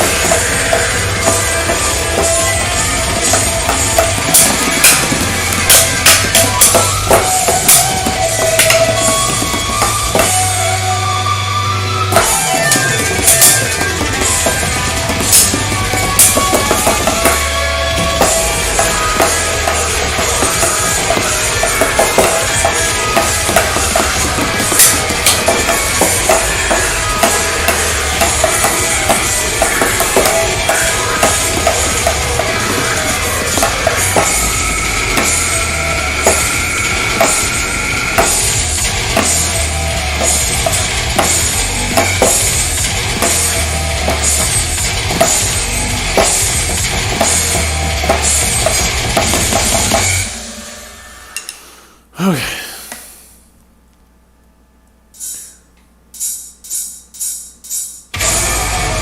Okay. I need water.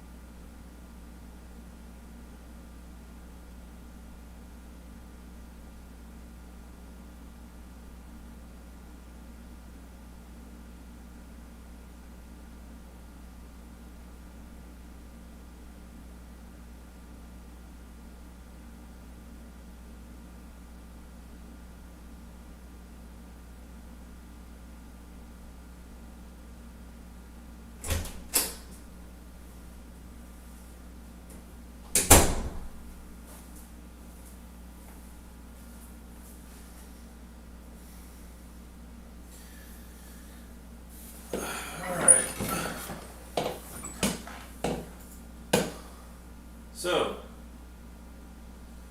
I will be. I'm gonna get lunch. I'll be right back. Yeah, I changed my socials. You're not up to date. I don't know. Maybe just the work tray. That makes sense. More sense.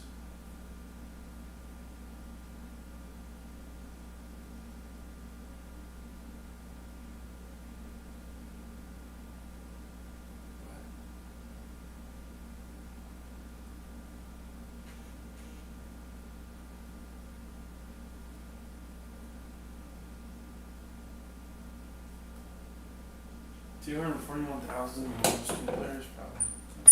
That seems accurate.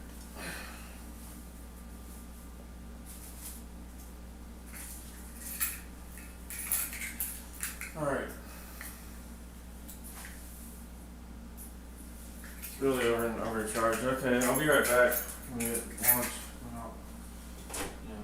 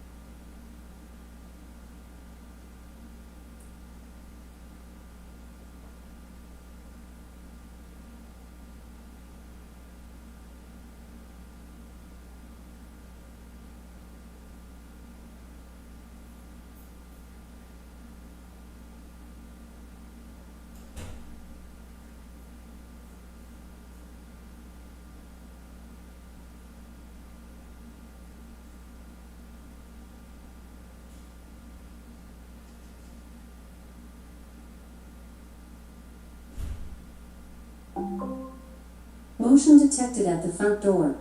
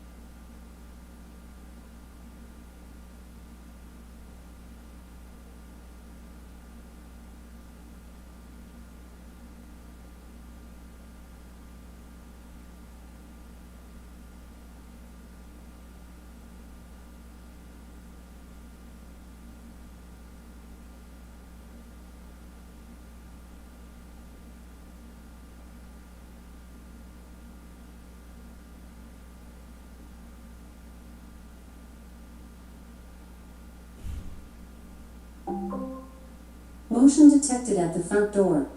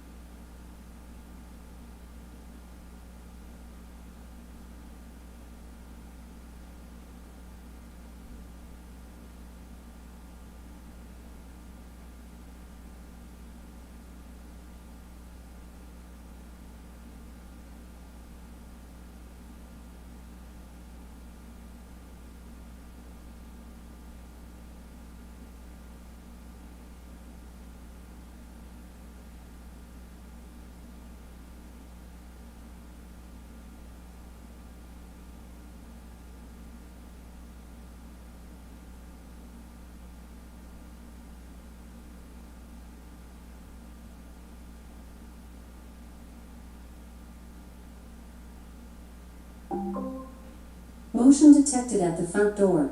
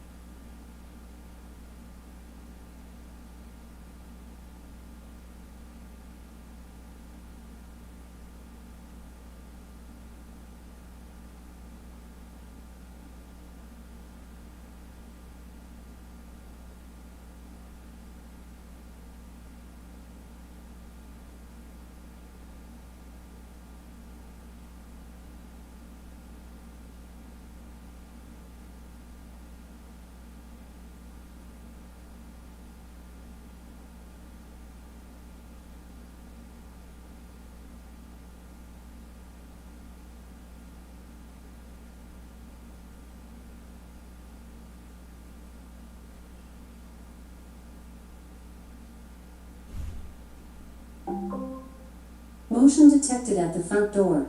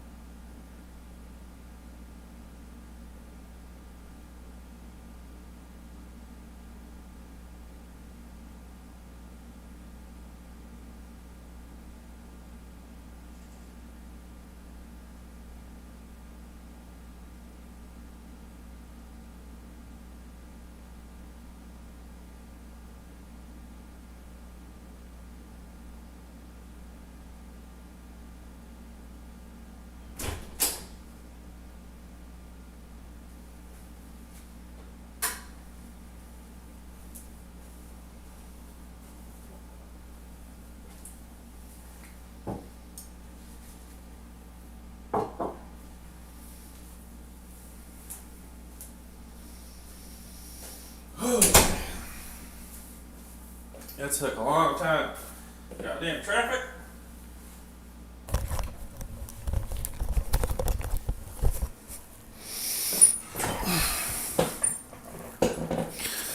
Two hours.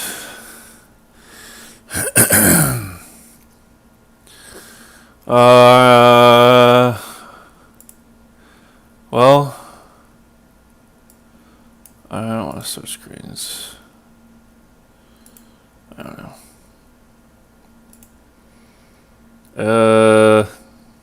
Sure. Or no. Okay. Yeah. So I don't want to switch inputs right now because I'm not gonna be on. I'm not gonna be on that long. I'd just like listen. I wish there was either way to do this. Exposing the truth about Twitch's shit. What? Fire Nation. There's a newer word going around Twitch, which is the word simp, and it's a phrase that the community can still use and make emotes for. But when the new policy goes into effect, what are we thinking about that term? The new policy doesn't include guidelines that say making any derogatory statements about another person's perceived sexual practices, and that does include negatively targeting another person with sexually focused terms. So using terms like simp, incel, virgin, and insult to negatively refer to another person's sexual activity is not allowed under the laws. And in addition to the policy change, we're also proactively denying emotes that include the terms I would probably do this. This is the great Twitch freak out of 2020. I'm done. Okay. Let's go. Damn. Got it. Okay, I know exactly what's going on. Alright. So, let's read back exactly what she said. The new policy includes guidelines saying making any derogatory comments about sexual practices, including sexually focused terms. Using simp, incel, and virgin to negatively refer to a person's sexual activity is not allowed. So, here's the Okay. Okay, I'm gonna give two takes here. Everybody is outraged Come on. because they think the word simp, Done. incel, or There we virgin go. are banned. That is not at all what she's saying. Not at all. She's not saying I did that it. at all. She is giving contextual examples of what types of things would be construed as harassment in the context of you saying it to another person. Okay?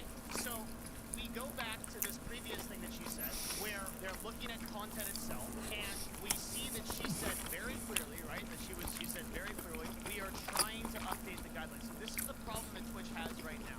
Twitch has been asked to specify guidelines. So their guidelines have been really vague. They said that over and over again in this talk. Everybody is saying that Twitch like banned words, okay? And I'm gonna criticize that in a minute, and I'm gonna say where Twitch I think could improve. But what they are doing here is they are trying to minimize the criticism that they receive because everybody was saying there are too vague. So what they did here was try to provide an example. Like if you're sitting there and you're repeatedly in a chat and you're saying you're an incel, you get timed out, you get banned, come back, you're an incel, right? Then that streamer and those people in that community can report you and Twitch can take enforcement action. Remember what they said? Okay. They are trying to. So I think the problem here That's is fair. you literally got LSF flip chip. Like this is like streamer style that happened to her. Because if you look at what she said in the full context, everything makes sense.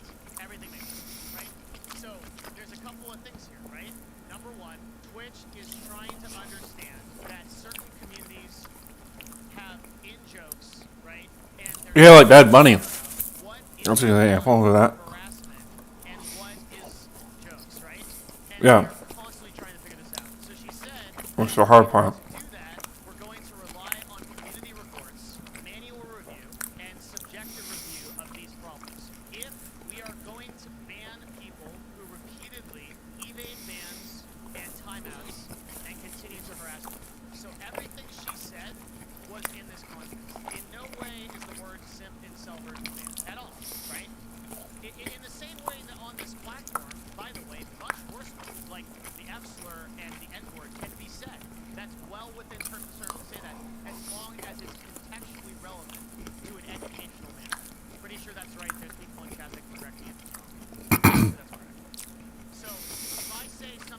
the F slur, but I say it in a purely contextually educational context with the effort of, yes, so that was just confirmed. Okay?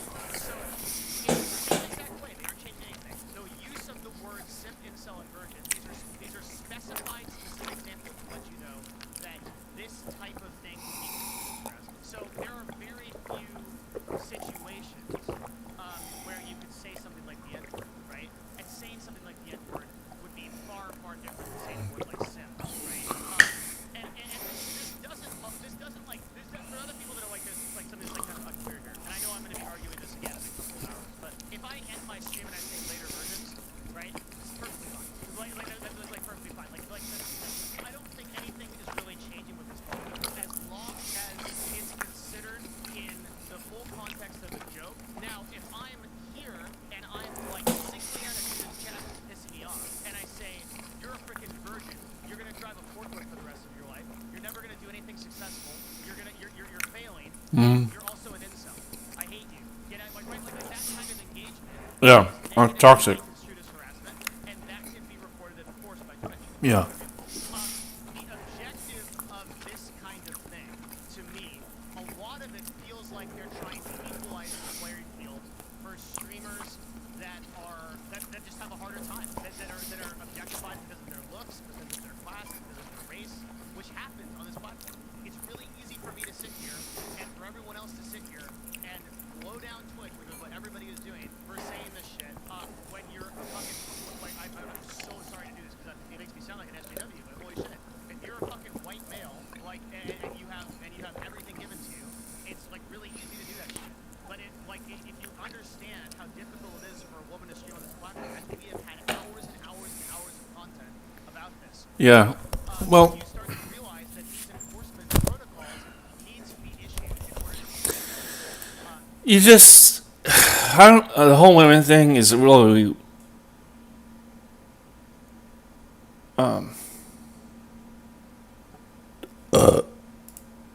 What?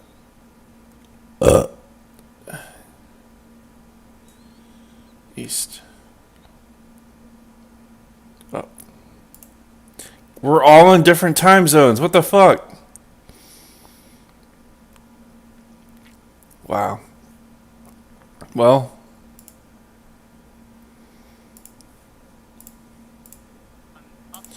I'll be right back.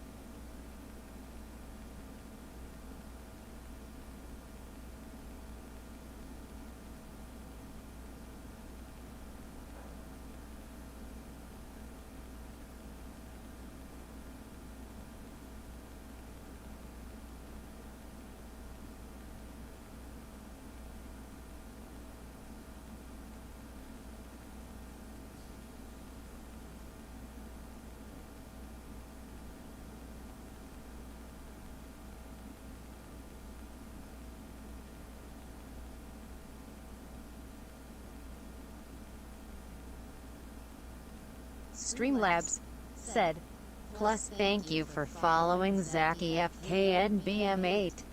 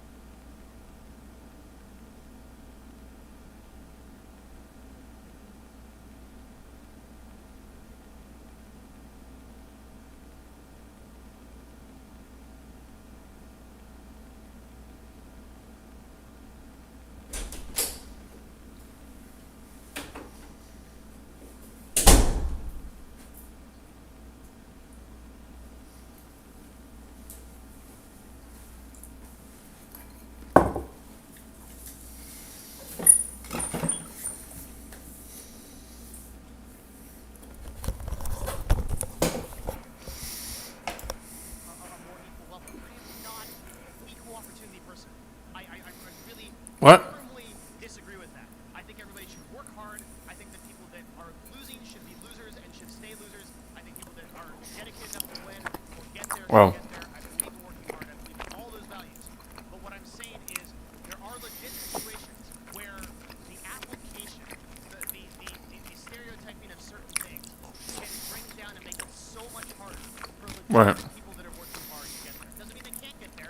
There are female streamers that have succeeded and beaten the odds, like Pokemon. But it is harder to do. It's harder to do. And what Twitch is saying is overall, they're trying to address that problem and they're trying to make it better and make it a more equal playing field to succeed. They are not trying to give, in my perspective, extra power. They're not trying to make it easier, like for females to stream than males. They're not trying to do any of that kind of stuff. They are trying to specify conditions of harassment. Yo, Zachy. What up, man? What the hell? This chat's not working. Or maybe it's before I got back on. Right. And I thought that because I connected it to the blind playthrough thing. Now, I think in a totally different place, the blind playthrough thing is very, very important. Because the blind playthrough thing is something that I really vehemently disagree with. And I've even prepared a couple of things for you guys to show you why. Okay? So here is a graph of terms of service words in the last 6 hours. Tell me on this graph, I'll move my webcam so you can see at which point you think people heard about the word simp, incel, and virgin being banned. And look at what happened. Tell me on the graph where you think that was, okay? So, what does this teach us, right? It teaches us that if we are, there's a thing called the Streisand effect. This started when a celebrity named Barbara Streisand had a picture of her house leaked on the internet. So she deliberately tried to stop it. She would go like DMCA and try to remove all of the pictures of this house. She didn't want people to know where she lived. And all it did was Understandable. the effect and make it worse. Yeah. The exact same way, this is what happened with the blind playthrough tag. So sometimes Twitch can take an issue like this, and the blind playthrough tag is like a perfect example of this. They can take an issue. 2003, wow. They can make a mountain out of a molehill. They can make a problem that wasn't there before. Now, I very vehemently believe they did this with blind playthrough tag. I don't think anybody asked for that. I think that almost 99.9% of people view blind people with compassion. I've never met a person who's like, yeah, screw those people. And I think a case in point, if you look at the actual like comments and responses, you have several people that are blind gamers that are offended on behalf of this because they were never targeted this way. They're getting something that they didn't even ask for. And now, because of that, something like this happens where there is an opportunity to turn this into something, right? And so I asked our friend Dinabug to pull some data on the So here in this PDF is the 7-day of these words. So look at the term incel, right? That incel was basically used more in one day than it was in the past week combined. Okay? So Wow. here's where I'm going to criticize Sarah, right? I think what Sarah has said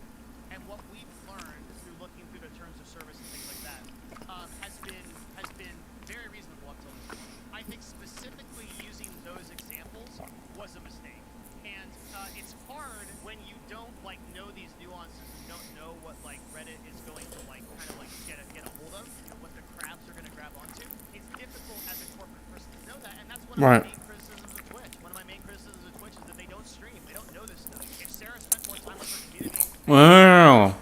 they probably wouldn't have made this mistake. And that is I agree. but I mean, what literally happened here was a But 15-second misclick when if you the other thing is they would know that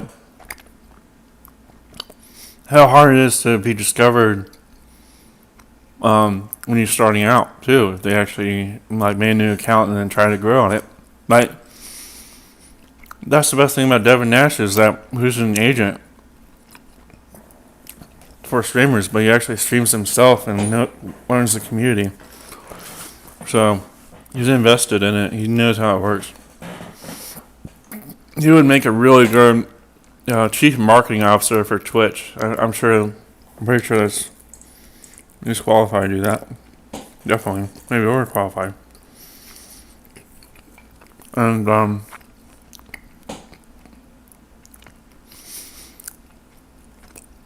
what they could do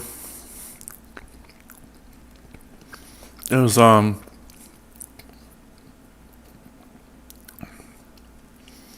who would that be?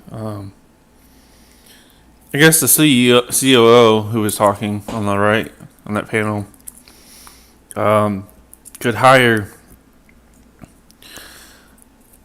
I guess like marketing majors, maybe like people with like a marketing degree who will try to like I guess test the growth potential of the site as a new streamer. Like call it the growth potential. I don't know, growth potential team that will try to make new accounts and then see how far they get, but like stream as their own personal selves. Or maybe they can experiment with like VTubing, like make sure it's like stable when you're VTubing, and that way you're actually more invested in like how your users or your streamers are actually, how their experience is as a new streamer, because that's most important. Because you're selling the pickaxes, but people aren't finding gold, and people will get tired of it and stop buying pickaxes, so to speak. So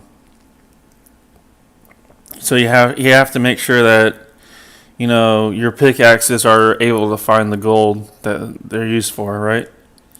So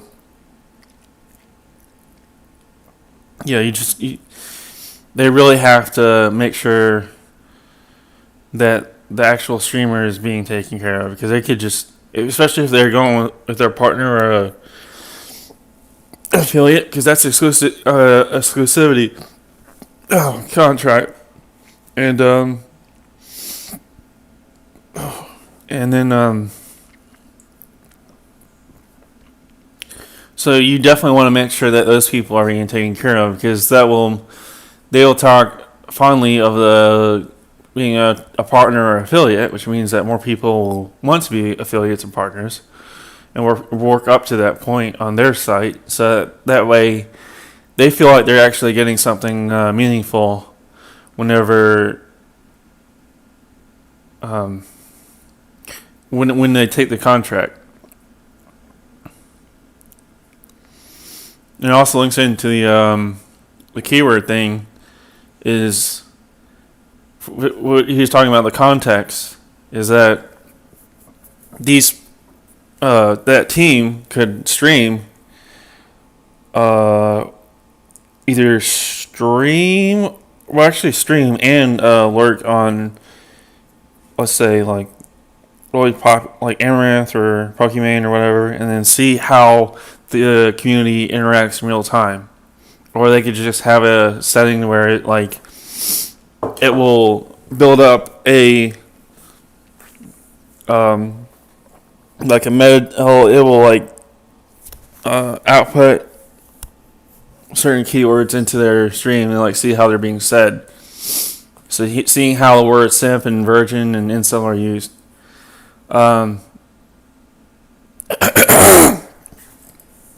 That way they could actually know the context and know how they're being used, and it'll be a lot less of a problem. You actually know more of the context of how the words are used on streams. That way, you're able to better manage this community, their communities. And when he was saying, making fun of someone over and over again, getting banned, all that, that's definitely something they should look at, because that person is just going to be that way on other people's streams, most likely. So, give them a warning, say, could you stop using the word in that context? Let them ask nicely. The streamer asks the guy who's abusing that nicely, and then if he's not listening, ban him from that one. And then if he does the same thing in another stream,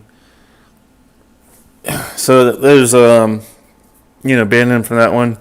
And then I'd say if he gets banned from 3 streamers for doing the same thing, then it's game over. He's not gonna learn.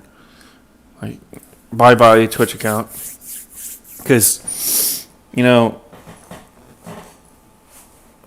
just gotta teach them a lesson.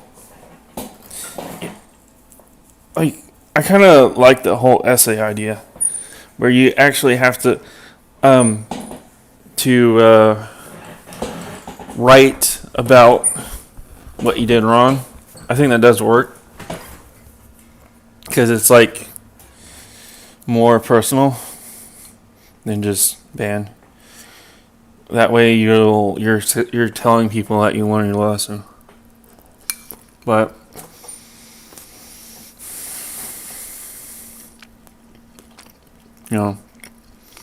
all over my head, with my pay grade, but that's just what I would do.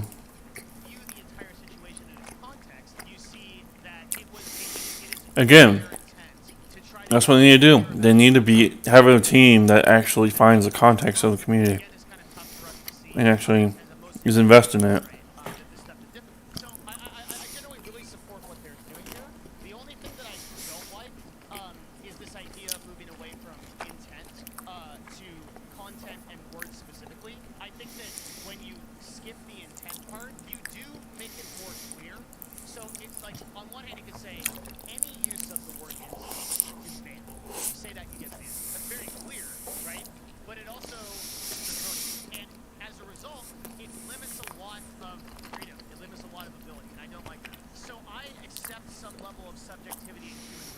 Mm-hmm.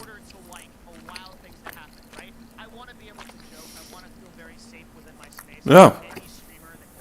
You want freedom of speech, but you also... Yeah. Precisely.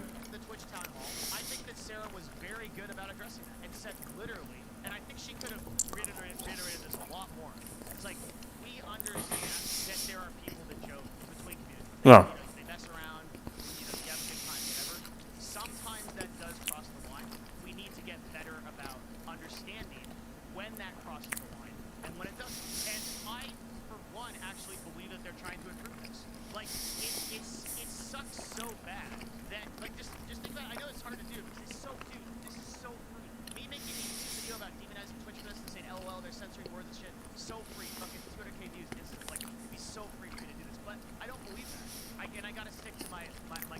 Mm-hmm. I really think that it sucks for Twitch. They've been being told for the last 6 months, they've been told over and over and over again, you guys are being too vague. We don't understand the ban. We don't understand everything. Like, all right, this is what gets you banned. They're like, that shouldn't get you banned.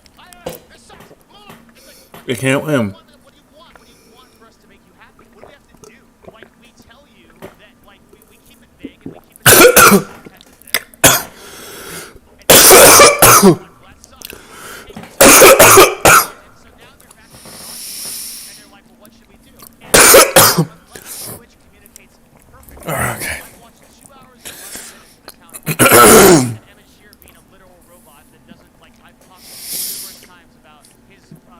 my personal view, his language and his inability to be able to interact with the community. But we watched an hour of the COO talk, and she seems to me to be Yeah. very clued into the issues.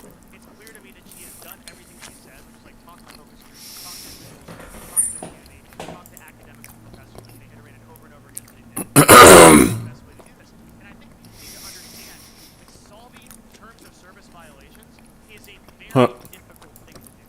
It's a difficult problem on every social media platform. Yep. It's difficult on Facebook, where you have teams of people that are trying to review stuff that's everything from anti-science to hate groups to everything, right? You've got groups on, you've got Twitter that can't figure it out, like you've got Twitch that can't. I don't believe that. Like, Sims are, I don't know. Never mind. Oh, you know what I'm talking about.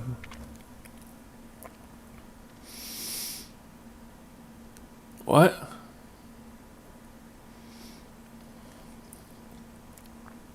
You. I don't want to watch that.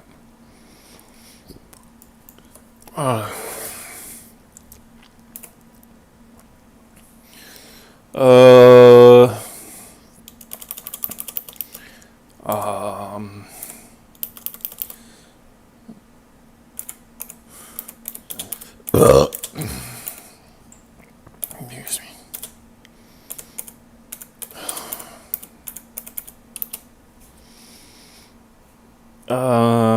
Casa.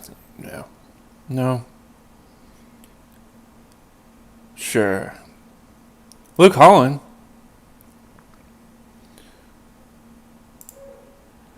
Oh wow, this is old.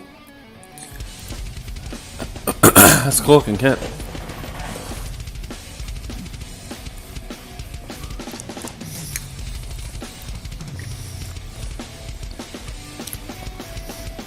Who's drummer for Animals as Leaders? Cool. Such a weird looking rim.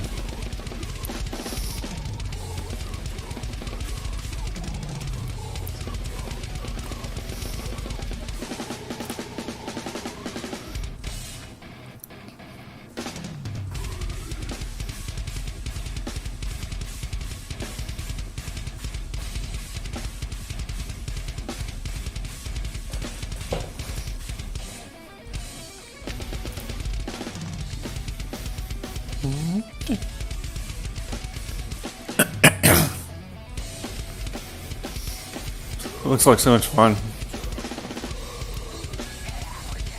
I like the bass sound.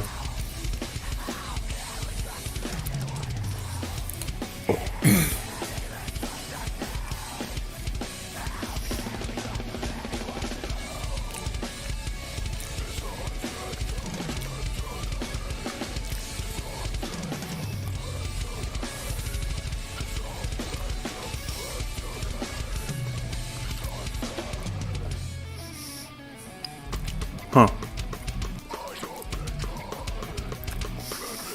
I can't make that sound on electronic drums. I have to do a change it. A different sound. I have to change the snare drum sound. I can't like toggle it like that. He's like flipping a stick while doing it.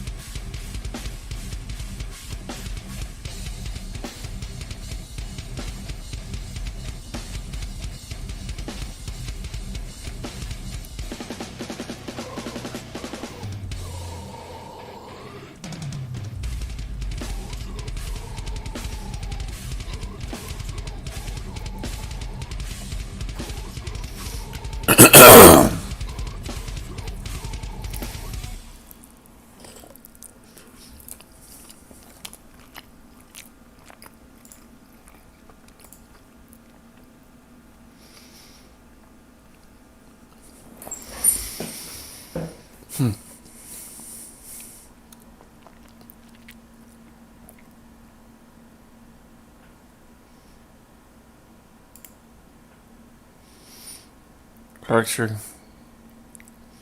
That one's Aura. Oh, that's the real guy. That's I don't know.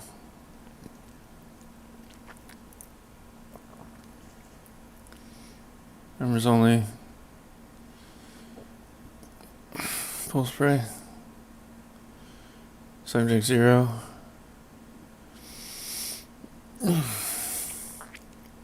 Ooh. He's a machine. It's the same guy.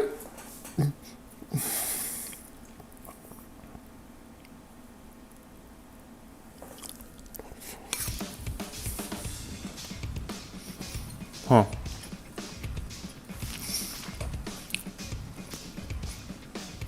Years later.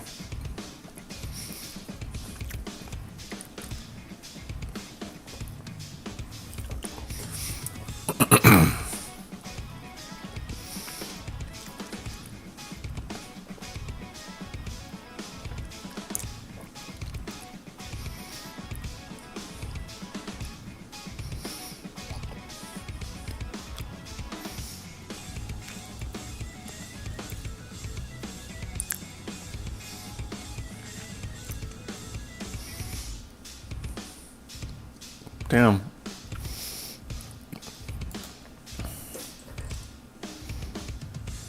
Using heal toe. Or heal up. You're using heal toe on the right one, but using heal up on the left one.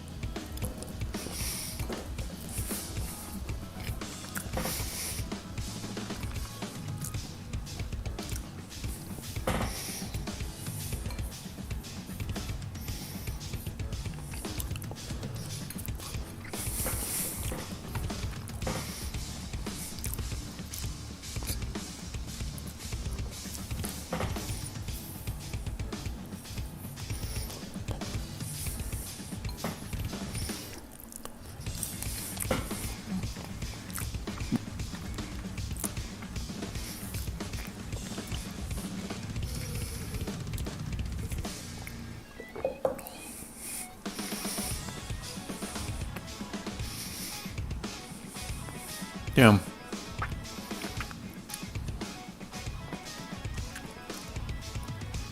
He's kind of shouldering it.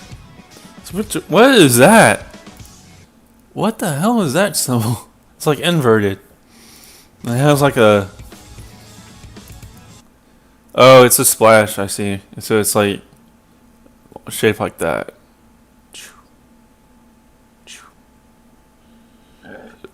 It's like a... What's it called? I wonder how much those are.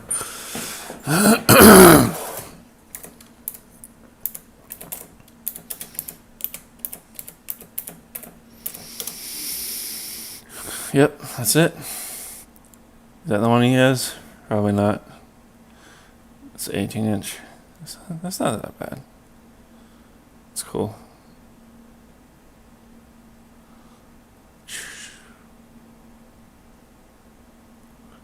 Oh, it's pretty cheap.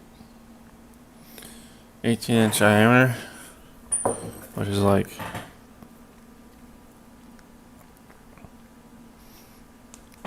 that's pretty big. Huh. Of course, there's no amount for it.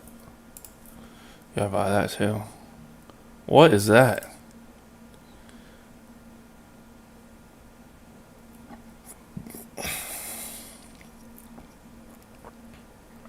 Inch.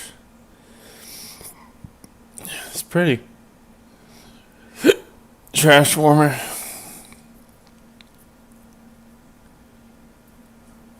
What's in that? Is there a video? Oh, a big one.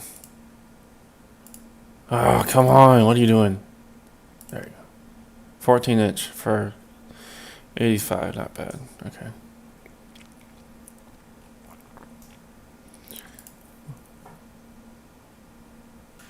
Huh. Why is it shaped so weird? Or is that an optical illusion? Oh, it is. It's like... That's so cool.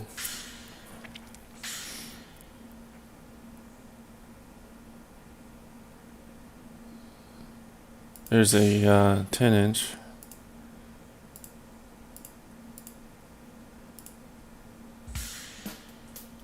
Why is it shaped like that?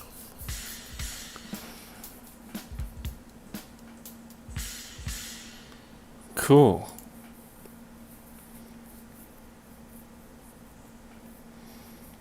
Wow.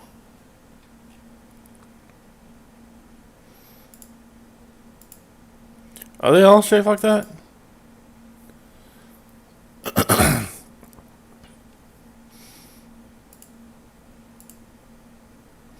Hmm.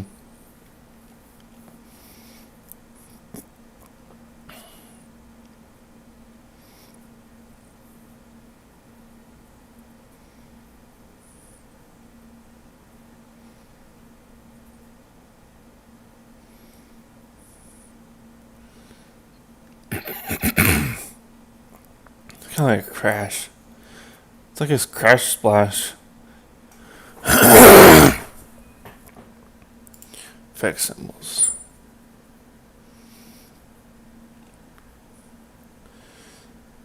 Stack. What is that? Dark trash.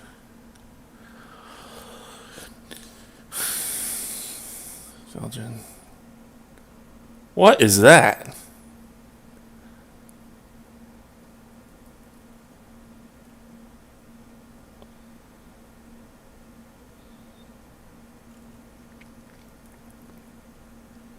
What?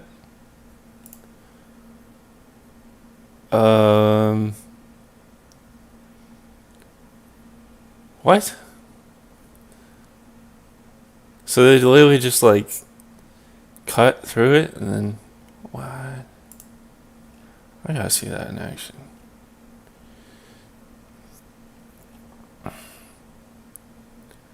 What the fuck? So it just like hangs down? That is so weird.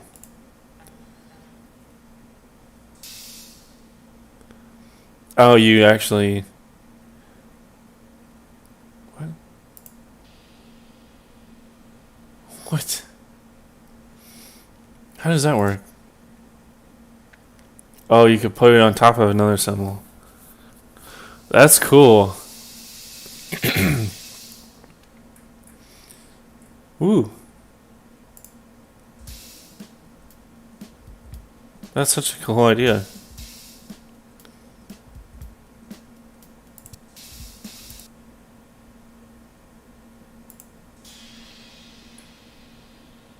What? What? Wow.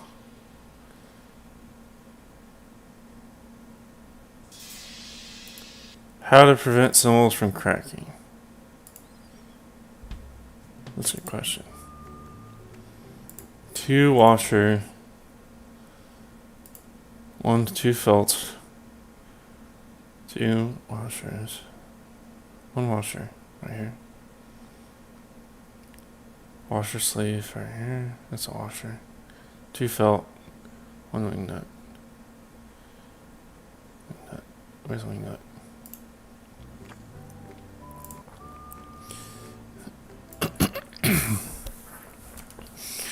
Avoid metal on metal contact.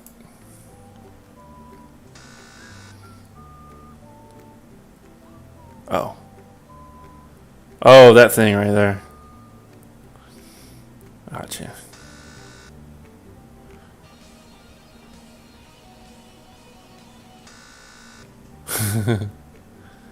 Do not over tighten.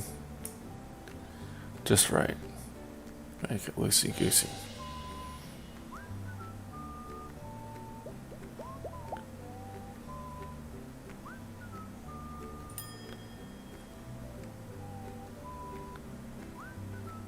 Yeah.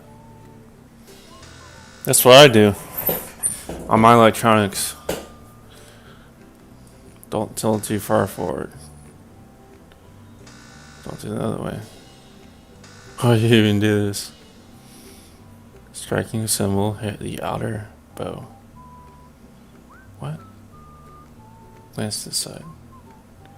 Huh. Do not hit through the symbol.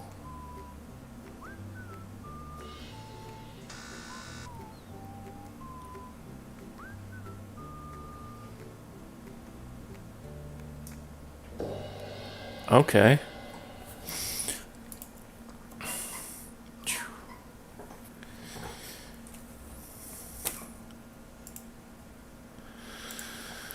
Oh man.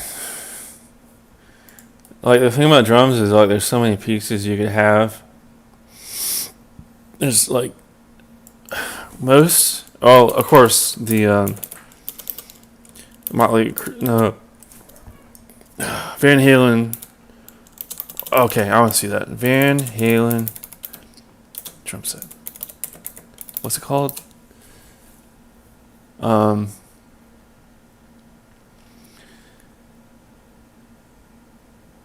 was it called? Van Halen drum set. Reverb. Is that it? Yep. Oh my god. Oh. It looks so good. 1, 2, 3, 4, 5, 6, 7, 8, 9 symbols. I 1, can't 2. place this call because the area code or country code is missing. Alexa, stop. 1, 2, 3, 4, 5, 6, 7, 8, 9, 10, 11. No throw. Into what the hell? It looks so good though. Pedals are like a collector's item. Jesus Christ. So big. Look at that. That'll take up my whole room. Wow. Those drums. Jesus. Boca Raton. Oh yeah! Dr. Rockstar did that. That's what that was a reference to.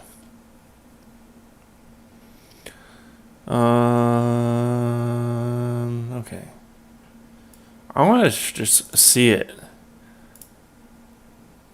Is there a video of it? Yeah. There we go. Okay. Hopefully, please don't need to see me. That's it.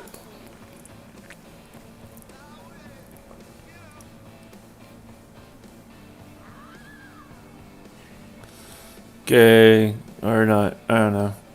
I guess technically they're doing that for women, so that's kind of a loophole.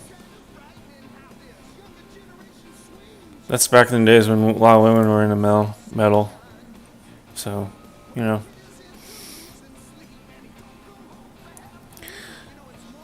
Show it off. It's so huge, though. Look at that. That's him right there. She's just taking up the whole entire stage. It's huge. Look at that. Like, oh my God. Look at that.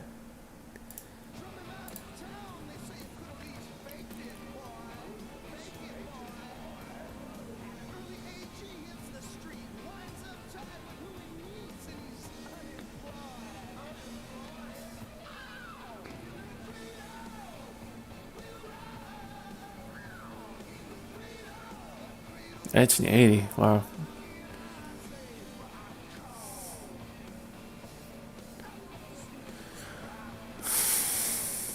Does he have a cod piece? What the fuck? Oh my God. Yeah, that's worth $275,000. It's cool again. It's definitely. It has a fire extinguisher on it. What? Right there, you see it. Oh my God.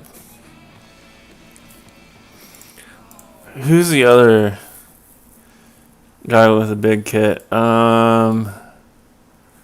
What's his name? Mike Portnoy?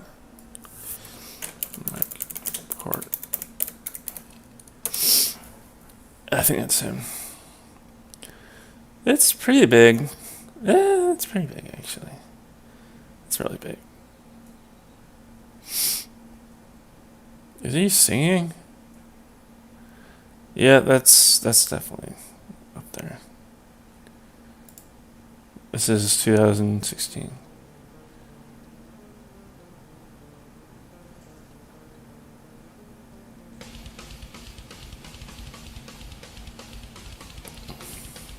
Wow. Why does he have 2 thrones? That was on Rock Band 2. Looks like so much fun. Punk Blast though. I hate those. I hate those so much in Rock Band. I'm sure they're easier in real life, but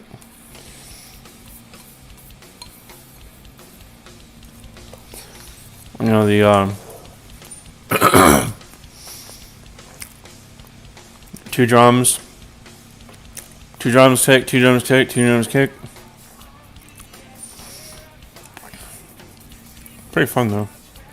If we actually get them down right.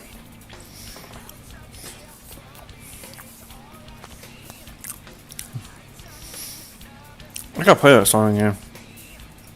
Oh, yeah.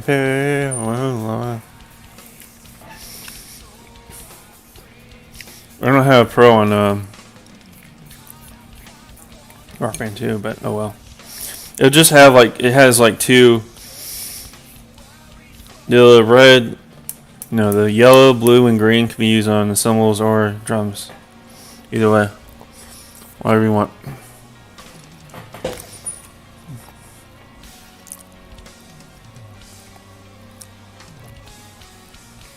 Damn.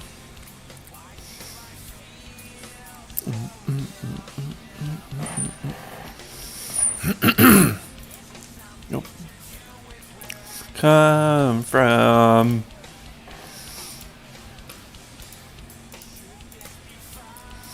or flight.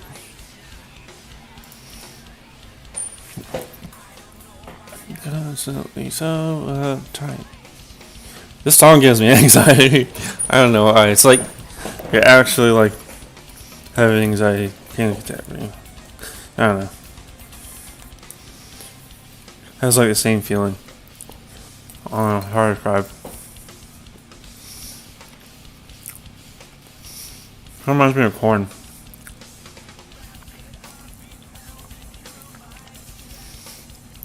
So much fun.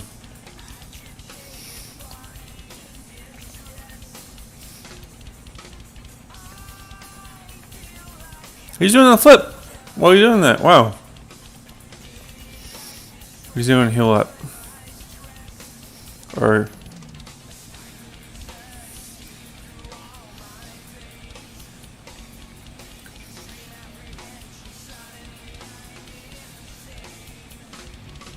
oh god.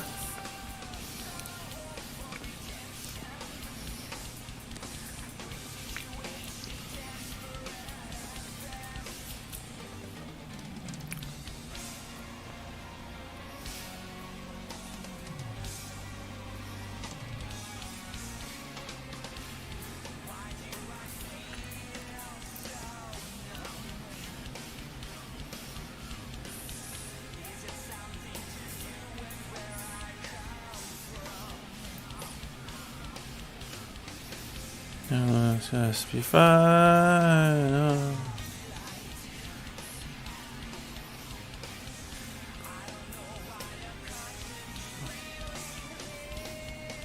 Punk blast again. I gotta play that song.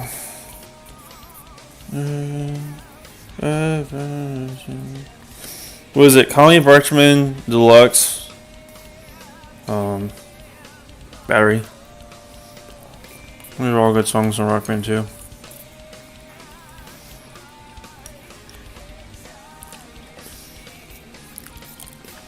Run! Try to hide! Overwhelmed.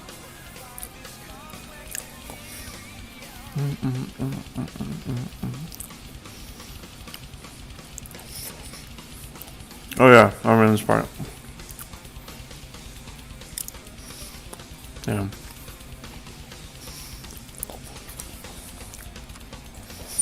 What about so much fun with triplets or doubles?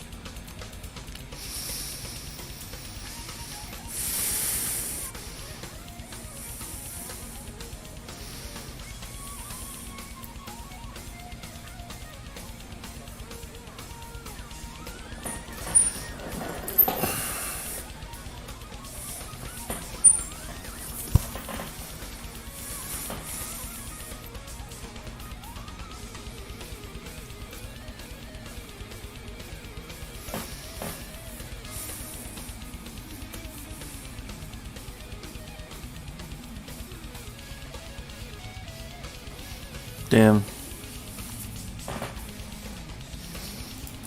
You could tell that Between the Buried and Me took a lot of inspiration from them.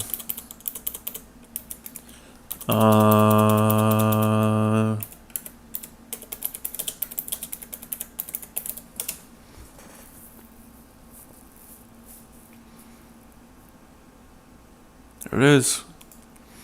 This kit's a lot smaller though. God, that song's a nightmare.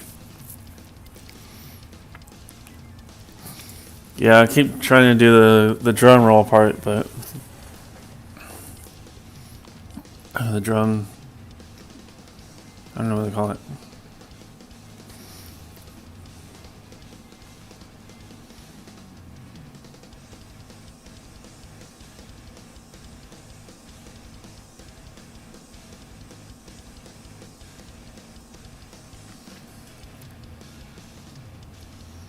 Damn, I hate that part so much. I'm not that fast at all. One day I'll be that fast. So much fun though.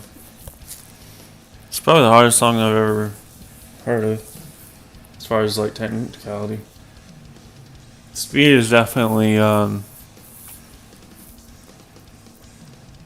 Cut Crusher.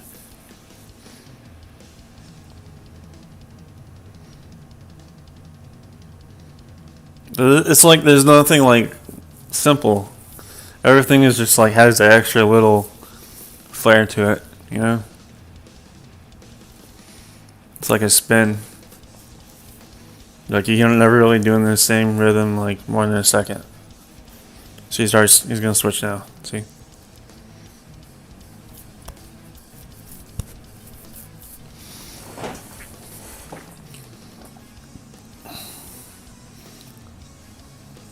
Imagine writing all that.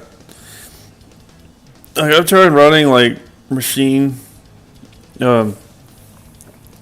drum machine stuff on Machine, and I did I tried the one measure challenge where you don't actually you use one measure only, and you can't each step in the song you can't go back on and change, and it was actually really eye opening. Like, I think it makes you better at writing because it makes you like more sure of what you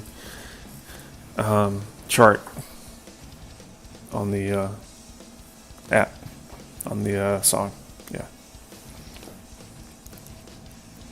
I recommend it. It's pretty fun. Mine was about 6 minutes long, and then I had one part where for the hell of it I just went from like the middle octave went all the way down to like 0 and all the way up to like 21 octave. That's pretty fun. I have a reaction to that on Instagram.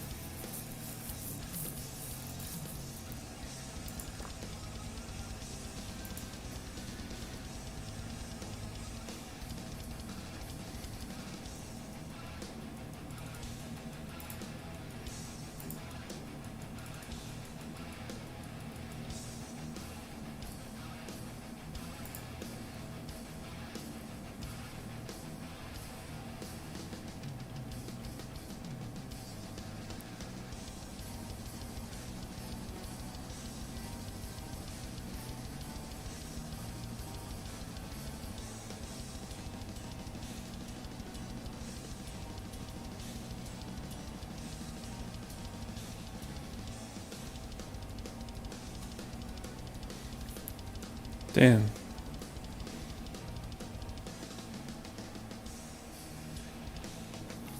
Looks like so much fun. Well, it is on Rock Band, but in real life, like, I would not be able to remember all of that. Of course, you probably have to break it up in little chunks and then memorize that part, then, you know. Because this song is almost 11 minutes long.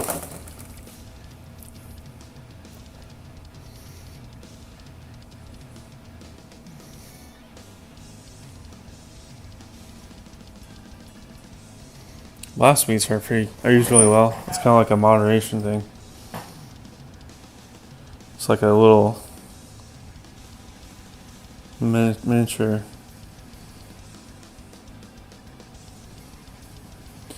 Like, they used to use like a lot more double bass. No, it's just like 16s mostly.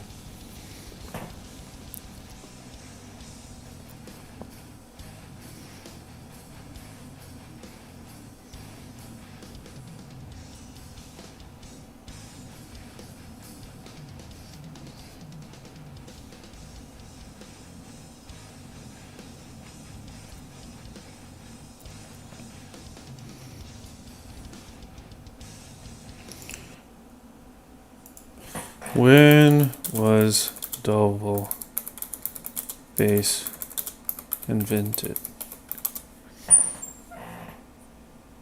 What? When was double bass drum pedal invented? 1909. Two-headed bass drum in much the same way as a drumstick. What? In a drum kit. What? Bass drum pedal. A two-headed bass drum and... Wait, what?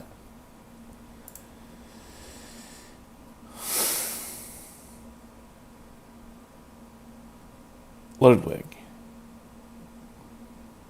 Two-headed bass drum. I'm just saying bass drums. 10. Oh, that's a bug.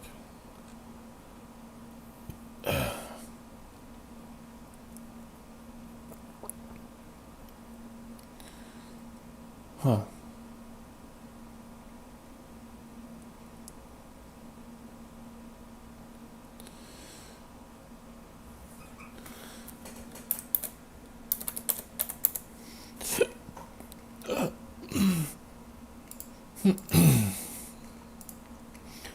$1,900. Wow. Introduced its 1900. What? You need the bass drum pedal workable. Pedal workable. Bass drum pedal.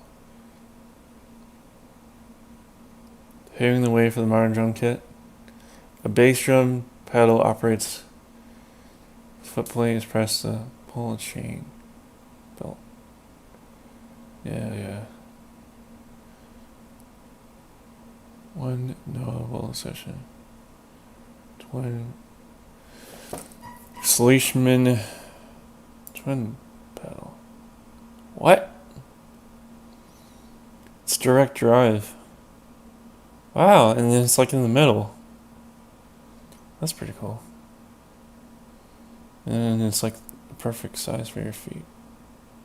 So this plate is detached right here, and then it flips the thing. Wow, that technology is really old. What was that, like 19... what the fuck?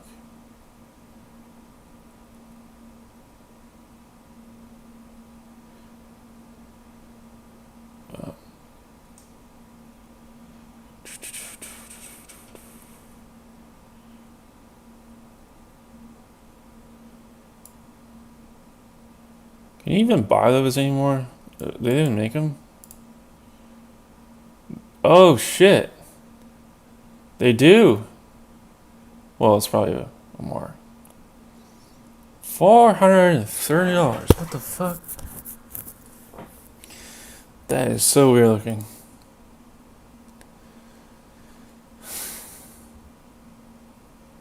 Wow. It's probably pretty complicated. What does this do? Is that the drum key? No. So the drum goes in there. Oh, and that keeps it locked up.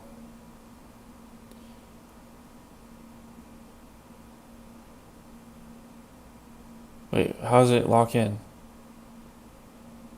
I don't understand this. Right here. And that goes...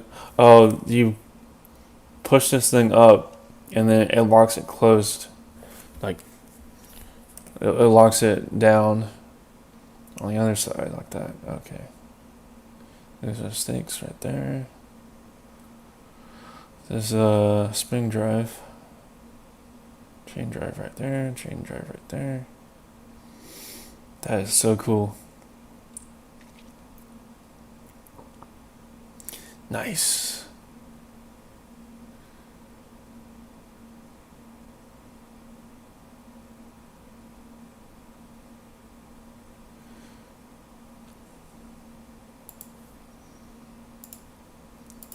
NAMM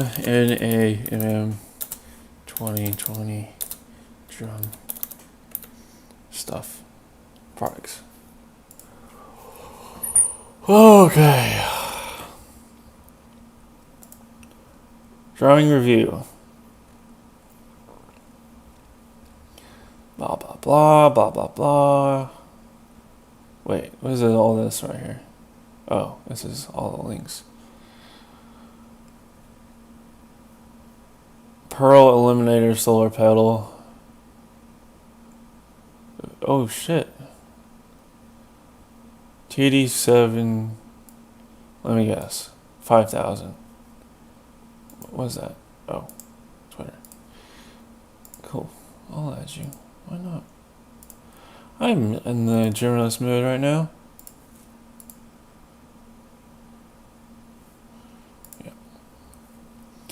20, yeah, that's not too bad. Does it come with a pedal? Probably not. Yep, it does. Holy shit. There's the... I probably would want one of these, actually. A V-drum. V-drum.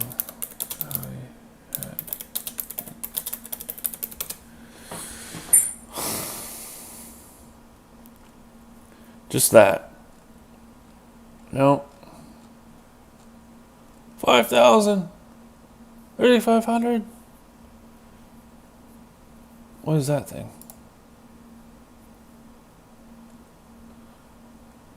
What is that?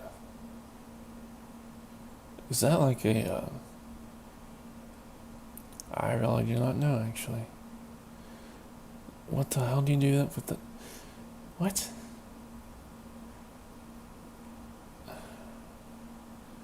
So, wait, what? What does that do? Thomas Stage Master Snare Stand. Oh. For a, what?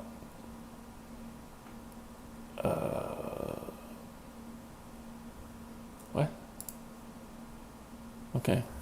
Alright, well, I'll be right back.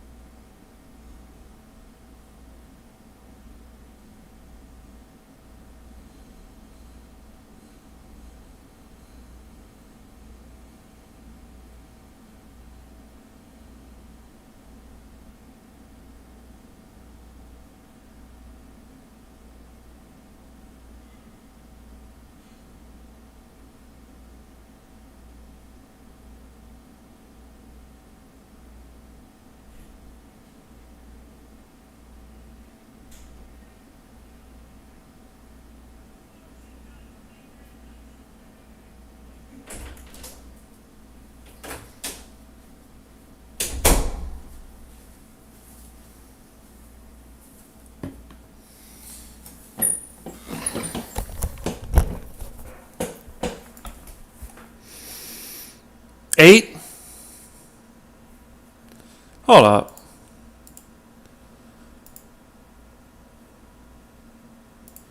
No way. What?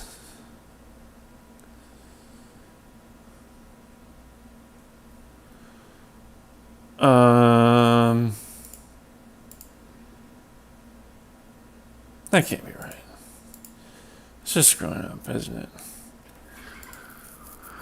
Alright, well. Yeah, I'll get back to it. And put all my stuff away.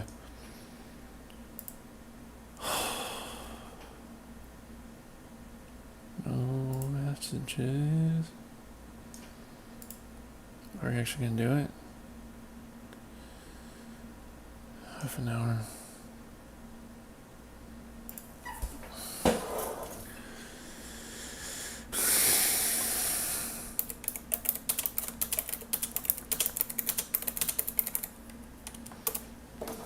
I'll just play one more song.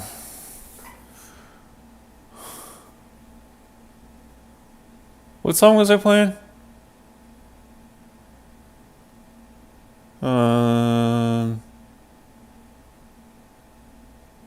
I can't remember. I think this is Natural Selection. I'll be right back.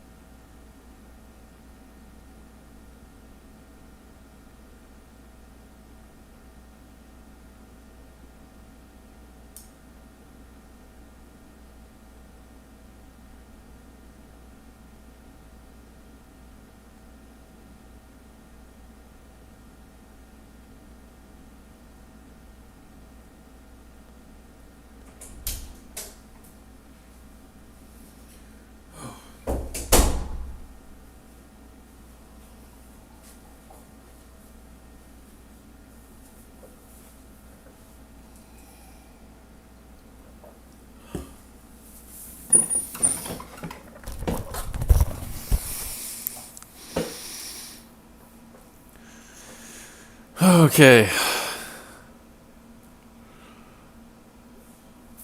Oh yeah, I've had it on crazy songs for the last 2 days. Oh, we could go. Oh yeah, because I got, yeah, I don't know. That's what my last streams were. Sure, not Panther, no. That's me.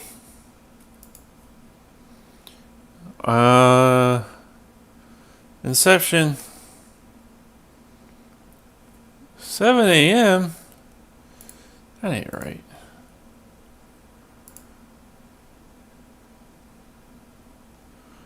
Hold on. 11 a.m. I can't wake up that early.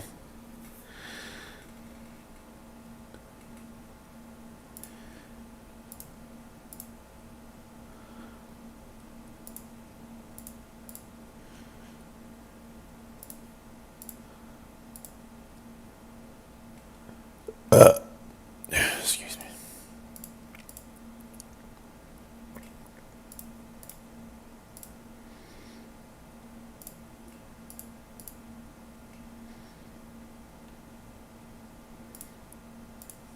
There we go. Stream.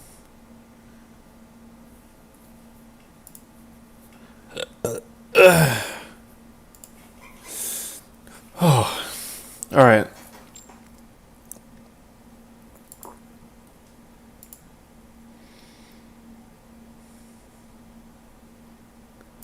What the hell is that?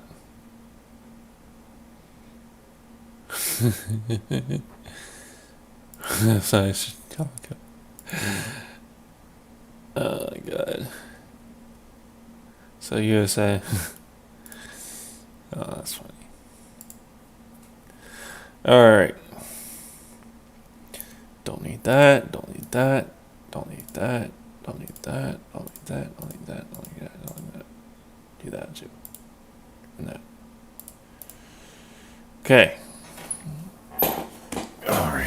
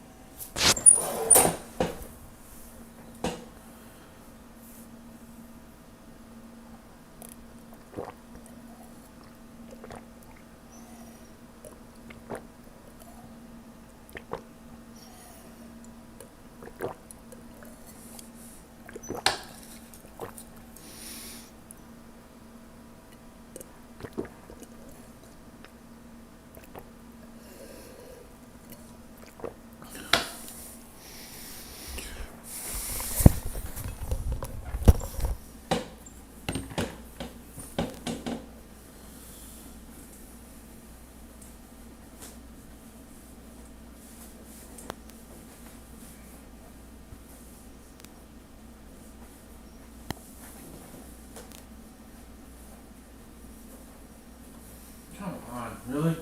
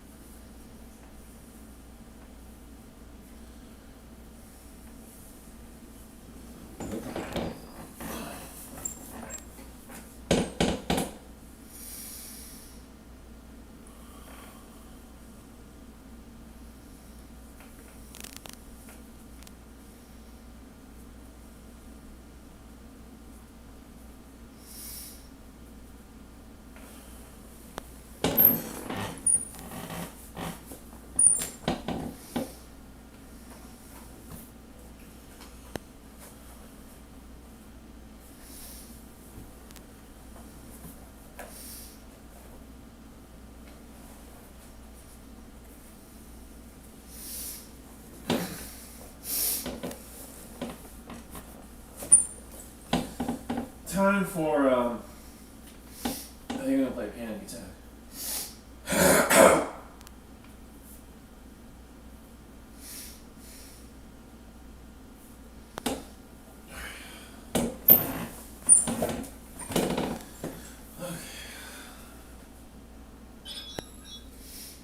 Alright, where are you? So, you have 3. That's right. 3 and 2.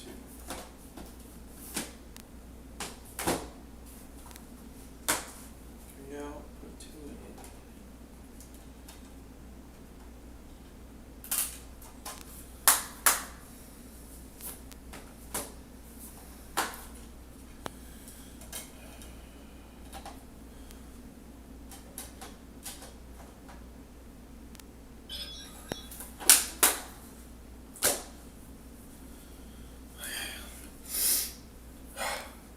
Alright.